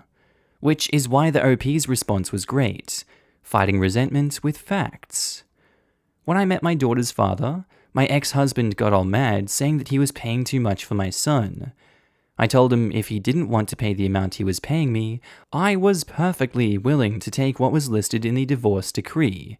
He happily agreed, until the next month when I asked for an extra 20%. Seems he forgot that he was supposed to pay for things like half my son's medical, and I wasn't charging him for that. After seeing that, he was perfectly happy to go back to the smaller amount he was paying me. Well, at least until he had a son with his new wife, but that's a whole different story. Not the a-hole. Your ex isn't upset that you made your kid feel like an expensive burden, which you didn't by the way. He's mad because he was trying to make you look bad and it backfired royally. He's been telling your son that you've been spending all that child support money on yourself. All this budgeting talk that your boy came up with? That was just your ex trying to paint you as a neglectful, selfish parent. What he hoped would happen is that you would cave and buy him the gaming system so he didn't have to, while simultaneously planting little seeds of friction in your relationship with your son, and he would come out as the good guy who helped his son get what he wanted. It would have been a win-win for him. Only, he didn't count on you having such a detailed budget. Now his son knows that mama is the real provider, and that by default makes him look like he's unable to fully support his son, and/or that he weaseled his way out of paying his fair share. Your ex is basically just super butthurt that this all blew up in his face. Your son is just your typical butthurt teenager. It'll pass. Posted by user GlitteringRooster682, titled, Am I the a-hole for standing my family up after they didn't invite my girlfriend to my birthday party? A week ago, I turned 23. I have been with Rye, nickname, for 5 years, engaged for 2 and living together for 3. Rye is 27. Rye has really been my rock. She encouraged me to go to university, let me move in with her when I couldn't cope with my parents, and gave me the push I needed to accept myself and be happy. She's just this great woman, but maybe I'm biased. We've never been a family to really celebrate birthdays. I'd get something small and a card, and that would be it. But for whatever reason, my mother wanted to celebrate this birthday, and I agreed. I let her and my sister arrange everything. A week before my birthday, I get told that Rye wasn't invited because my grandmother and mother don't like her. Age difference, and they think she turned me, and that maybe we could do 2 meals, one with my siblings and Rye, and one with my family. But then my other sister texted me an hour later, saying she'd talked to the family about inviting Rye. A few days before my birthday, she said it was a no-go, but they'd arranged something else to include Rye. Rye was fine with not being invited, but I'm not. I just decided to drop it and just didn't turn up. Now my family are texting me, saying that I've embarrassed them, and that I could have done something with Rye later on, and that I'm being manipulative. I'd ignore this, but Rye is upset that I've made them think that she's behind this, and they'll blame her for it. Sorry for not making it clear. I am a woman, not a man, so yes, them accusing her of turning me is them accusing her of turning me gay. Am I the a-hole? I do think that you're the a-hole for making it seem like Rye is behind this, and you not fessing up to the fact that you are in fact behind this. I don't think that's fair on Rye, but they're also a-holes in this situation for doing this to you in the first place, and putting you in this position. I just feel like you could have gone about this situation in a better way that doesn't incriminate Rye. So for that reason, I'm gonna say everyone sucks here. I agree with Rye. They'll think that she was behind this, and no amount of saying otherwise will convince them now. You'll just be protesting too much. Should have made it clear from the beginning it was both or nothing, and it would have helped your sister's negotiations too, saying it's both or neither. Edit: it's been pointed out that I didn't pass judgment, so I'm going with everyone sucks here. While the family are total and complete a-holes, OP is old enough to be engaged, and therefore old enough to act more maturely. Support your wife to be OP. She'll be your family, and the rest of them will either accept it or they won't. But there isn't much you can do either way about them, apart from ignore and live your best life with your soon-to-be wife. They're going to blame Rye for everything anyway. They've already been doing that. Yup, there isn't anything OP could have done that wouldn't have resulted in them feeling that justified in their hatred of Rye. Especially with the fact that they've never really celebrated birthdays. Seems like this was just a random way to exclude her, but you do have to make sure they know it was you and not her. Don't add fuel to the fire. Don't add fuel to the fire? Nah, I'd add fuel, light a match and watch it burn. Might even roast a few marshmallows. I'm so tired of tolerating bigots and a-holes simply because they're family. Grandma is a homophobe and doesn't want my wife around? Cool. You do you, Grandma, and you won't be seeing either of us. Mum and cousin Joe don't like my wife and don't want her at a family function? Cool. Neither of us will be there. Think you're gonna invite her to appease me and then treat her badly or make her uncomfortable? You had one shot. That'll be the last time you see me. We need to stop giving other people the power to hurt us. You don't like the person I love? You're a disrespectful jerk? You make me and her uncomfortable. Why would I want to be around people like that? Just because we're connected by some genetic link, I'm supposed to accept abuse of myself and the person I love? Don't think so, buddy. Posted by user Birchbin. Titled, Am I the a-hole for getting upset with my girlfriend because she doesn't want to go out when she's on her period? For some context on our relationship, my girlfriend is great. We've been living together for about 3 months now, and everything's been going pretty well. She's usually very funny and laid back, and just nice overall. The only hiccup in our relationship is the entire period thing. For the first 2 days or so when she gets her period, she doesn't want to do anything. She just comes home from work and curls up on the couch and stays there for the rest of the day, complaining about her stomach. Even if we had plans to do things, she just cancels them. I can't even properly schedule around it because her period seems to come at a semi-random time every month. It really sucks, but I know that girls get cramps and crap during Shark Week, so whatever. I usually put up with it. But this one time I got impatient. I had reserved dinner at Little Italy in advance and had movie tickets for afterwards. I dressed up nice and waited for her to come home from work. I get off earlier than her. It was supposed to be our special date night. I had planned this weeks in advance. She knew about this weeks in advance, but she started her period that day, and once she got home, she said she was just going to stay home, and I'd have to scrap all the plans. Back to curling up on the couch, sipping iced tea while watching Netflix. I told her, and not angrily mind you, though maybe a little passive-aggressively, that I know other women, I have lived with other women before, and that none of them act like this ever, even when they're on their periods. So I'm at least a weensy bit justified in thinking that she could put forward a little more effort into this, and go at least for me. And she lost her crap like I've never seen before. My ordinarily sweet and kind girlfriend blew her top and called me a son of a bear, piece of crap, etc., and I was in shock. She started crying after that, which is something she almost never does, and locked herself up in her room, and we haven't talked directly since then. I have no idea what to say, and I'm honestly quite upset. Did I really do something so terrible by telling her that? Am I the a-hole? OP, I think if she reacted like this, you did do something so terrible by telling her that. Especially while she's having such a bad period, you're directly comparing her to other women in front of her face. That's a really big no-no to do right there. You know her history with periods, you know how she's going to react to these situations, and you did it anyway. You caused this yourself, you intentionally hurt her feelings, and you're crying over a date night that you could do any other night. I'm sorry to say it, but you are the a-hole in this situation. These things happen, you're her boyfriend, you're supposed to support her. You're not supposed to go attacking her like this. I understand your frustrations, but this was the wrong way to go about it. You're the a-hole in this situation. You're the a-hole. Periods are a bear. She didn't get it on purpose, just to piss you off on days that you had plans. If she's got a heavy flow and hellspawn cramps each time, of course she doesn't want to go out and sit in public with a giant-ass pad on, being uncomfortable bleeding out.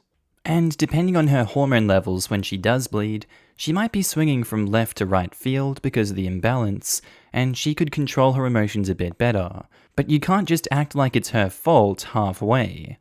Crap happens, and lots of girls don't feel like being sexy or fun and fancy-free when they've got tissue falling from their vagina. Not every woman is your ex. Her vagina isn't the same. Don't hold her to some unrealistic expectation because she could really genuinely be in tier 10 pain. Not just these, I also get crazy migraines, body aches, dizziness, and weird mood swings. You're the a-hole. My god. My period pains are exactly like your girlfriend's. The first 2 days are agony. You're essentially giving birth to mangled uterus lining. Yeah, it doesn't tingle. Your back hurts, your stomach hurts. You can get nauseous, constipated, and/or have diarrhea at the same time. Please go through all of those symptoms at once, not including the influx of hormonal changes, and tell me you want to dress up and go to a restaurant. Maybe if every man went through this for just 1 year out of their life, they would be so much more understanding and compassionate about, hell, just everything. I think it would make life a hell of a lot better for both parties if men could experience it. It would certainly make it a lot easier for them to understand, because it is hard to explain. It's not just the cramps, it's the hormones, the violent mood swings, it's the back pain, the gut pain, the constipation, the gross feeling of your insides oozing out, the mess, the worrying about leaking, etc., etc. My man is a sweetheart. If it's my period time, he always makes sure to plan stuff around having toilets nearby, and if I can't go out, it's no biggie. We do it the weekend after. Updates. Am I the a-hole for getting upset with my girlfriend because she doesn't want to go out when she's on her period? So the general consensus was that I was just being a raging a-hole, though a few thought I was just ignorant. It's been a while since I made that post, and my own conclusion is that I'm probably both. Look, I've done a lot of thinking about my behavior that week, and I've realized a lot of things. This isn't something that I wrote in my original post because it was off topic and sounded like it was just an excuse for myself. But my dad had passed away earlier that week, and I had been in a terrible mood. I wasn't acting like myself at all.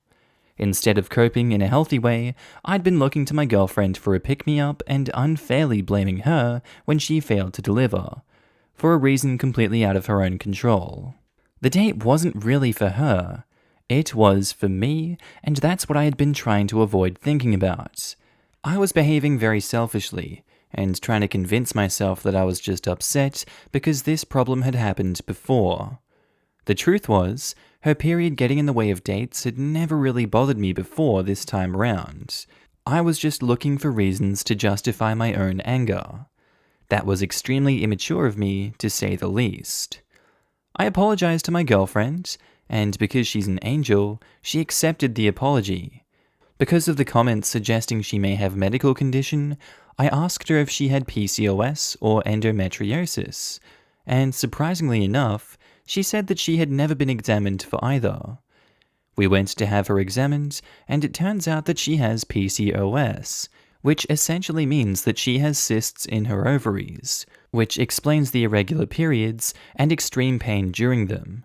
So yeah, I felt horribly guilty about blaming her for that. Luckily, she has not seen some of the other symptoms of it, which is weight gain and hair growth, but she's pretty worried that they will appear. She'll be getting regular treatment from now on, so I'm hopeful that she will see some relief soon. TLDR, I was being an ass because of my bad mood, and it turns out my girlfriend has PCOS. Thankfully, she forgave me, and we are back to our normal, loving selves. Thanks for the help, Reddit. This was a very mature outcome, especially because you were able to identify your own feelings and work through them. Sometimes we bury our own emotions so deeply that it can take a lot of time and effort to realize we are mad because of something we are going through, and not because of any event or action taken by the person who's become the target of our misplaced frustration. Yeah, took me 5 years to figure that out with my husband. He was being particularly difficult the other day, a few days before he was due to have a tough surgery, and I finally asked him point blank, "Are you mad at me, or are you just mad?" He paused, and then admitted it was mostly the latter. Sometimes it takes a while to get to the point where you know someone well enough to figure that kind of thing out though. I'm currently going through this with my own husband. He's in the process of trying to identify where the source of his frustration is coming from, and has been taking time to clear his mind, going for walks and taking some time alone. Anytime he feels ready to talk, even if it's just bits at a time, he comes to me, and I'm trying my best to be as understanding as I can. As a husband also going through a rough time, thank you for being patient. My wife isn't exactly the most patient person, but she's trying to be understanding while I work through my problems with a therapist. I tell her every day that I love her and I appreciate her. I also apologize ahead of time if I step out of line, but luckily, those moments are now few and very far between. I'm glad to see this turned out good. It's nice to see that OP matured, and that his girlfriend can now receive treatment for what was making her periods be painful. This was a good outcome. That's probably the whole goal of this subreddit.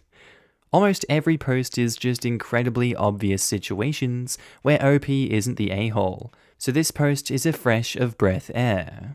And last comment, I'm sorry for your loss.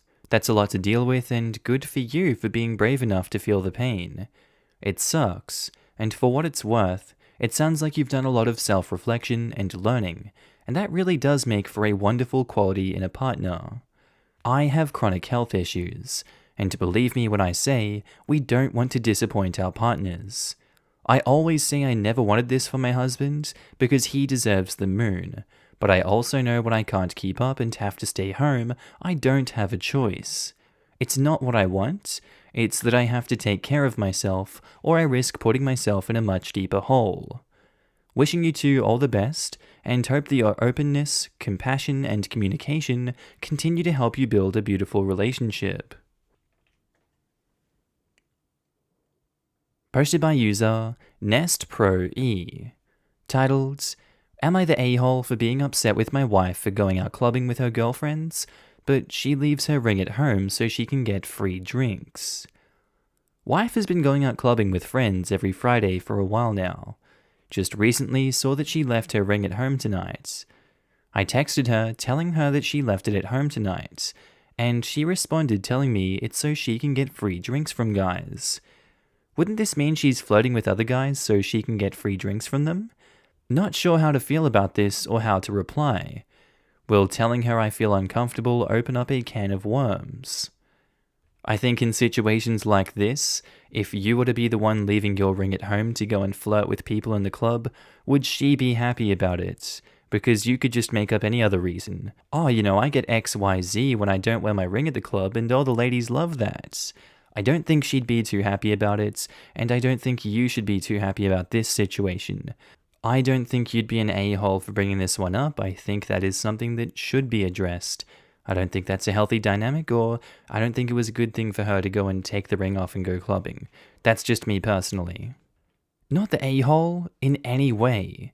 If she's pulling that stunt, you have every right to confront her and be absolutely livid.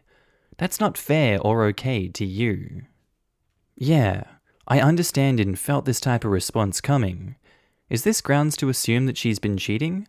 Or should I just treat this as a slap on the wrist? What would you do? I wouldn't automatically jump to assume she's cheating. It's entirely possible that she's doing exactly as she states. It's a pretty heavy accusation to make without concrete proof. See what she says and how defensive she gets when you talk to her, and go from there. Good luck.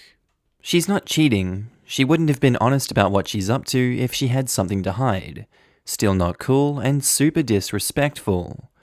How do you know she's being honest? Sounds like a quick thinking explanation to me. If she was cheating, why would she leave the ring at home and not just take it off when she got there? Young grasshopper, let me level up your deception and insight in one training session. You leave the ring at home because you can make a simple story with enough truth in the lie to be believable. If you take the ring, take it off at the club, you could lose the ring. Then you got to explain why you wore the ring to the club and then took it off at the club and now lost $4,000 somewhere on the floor. Look at this, you've leveled up. Not the a-hole. She's doing something you're not comfortable with. Talk it out and see what happens. I don't know how to start the topics. Do I ask her, does that mean you've been flirting with other guys for drinks? Or, how far would you go for a free drink? Or something like, can you please wear your ring? It makes me feel uncomfortable. I just don't know what to say without being harsh or demanding. Leaving your ring off makes me uncomfortable because you are literally portraying yourself as single to men, and you're not single, so I don't understand why this would be something you find acceptable. Also, ask her how she would feel if it were the other way around.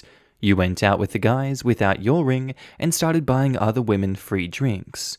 I know it's not the exact same, but I'm sure she'd react to that news how you're reacting now. I feel like that's very much different. It's more like a single woman saying she'll take him out for a movie and she'll pay. He's not initiating, but leading someone on in order to gain something that would otherwise cost him $9. Not the a-hole. So, free drinks. I'm a guy, so I don't have first-hand experience, but I'd say if you're an attractive girl actively trolling guys for free drinks, you'd get maybe 4 drinks? More if you lead on just one guy, but I want to stay optimistic and presume she's shutting down the guys after they buy her 1 drink. So, 4 drinks, $20 to $25 approximately. Your wife thinks it's totally acceptable to disrespect you and to disrespect your marriage, to flirt and accept the advances of other men while being in a committed relationship for $25. Why is she inviting that level of hassle into her life for such a paltry sum of money? If such a system existed, you would figure she would happily pay $25 to not have guys drunkenly hit on her while out with her friends. Even if my numbers are totally wrong, it's booze. We're talking about overpriced, poorly mixed, hastily drank booze. Can we stop kidding ourselves that her excuse for this behavior isn't totally fudging lame? She's not running a profit here. It's not like she can take shots home with her and share with you. She's saying she's doing this to get drunk. You can get drunk pretty fudging cheap at home. They play better music at home too. My suspicion, it's not about the money for her. It's not about the drinks. She either likes male attention, likes competing with her friends for that male attention, or is self-conscious about not being able to get male attention. This is a bad situation, my dude. Shut that crap down. Your wife is an a-hole. Updates. Am I the a-hole for being upset with my wife for going out clubbing with her girlfriends, but she leaves her ring at home so she can get free drinks? Hey guys, this is an update to my previous post, as I got a lot of feedback about how to handle the situation. Thanks a lot for all of that. It was an unexpected and overwhelming response, and I went through as many as I could. I know it's been a few months, but I needed time to think and talk with my wife about the whole thing. It's been brought to my attention that I may have not been the best husband. We both have many flaws, and have been far from perfect in this relationship. And it turns out we both have terrible communication skills. Long story short, when she came home that night, we argued about it. The argument led to me walking out to go stay at my brother's house for 2 nights. My brother, who is also married, suggested marriage counseling to see if we can get any suspicions or issues out in the open easier.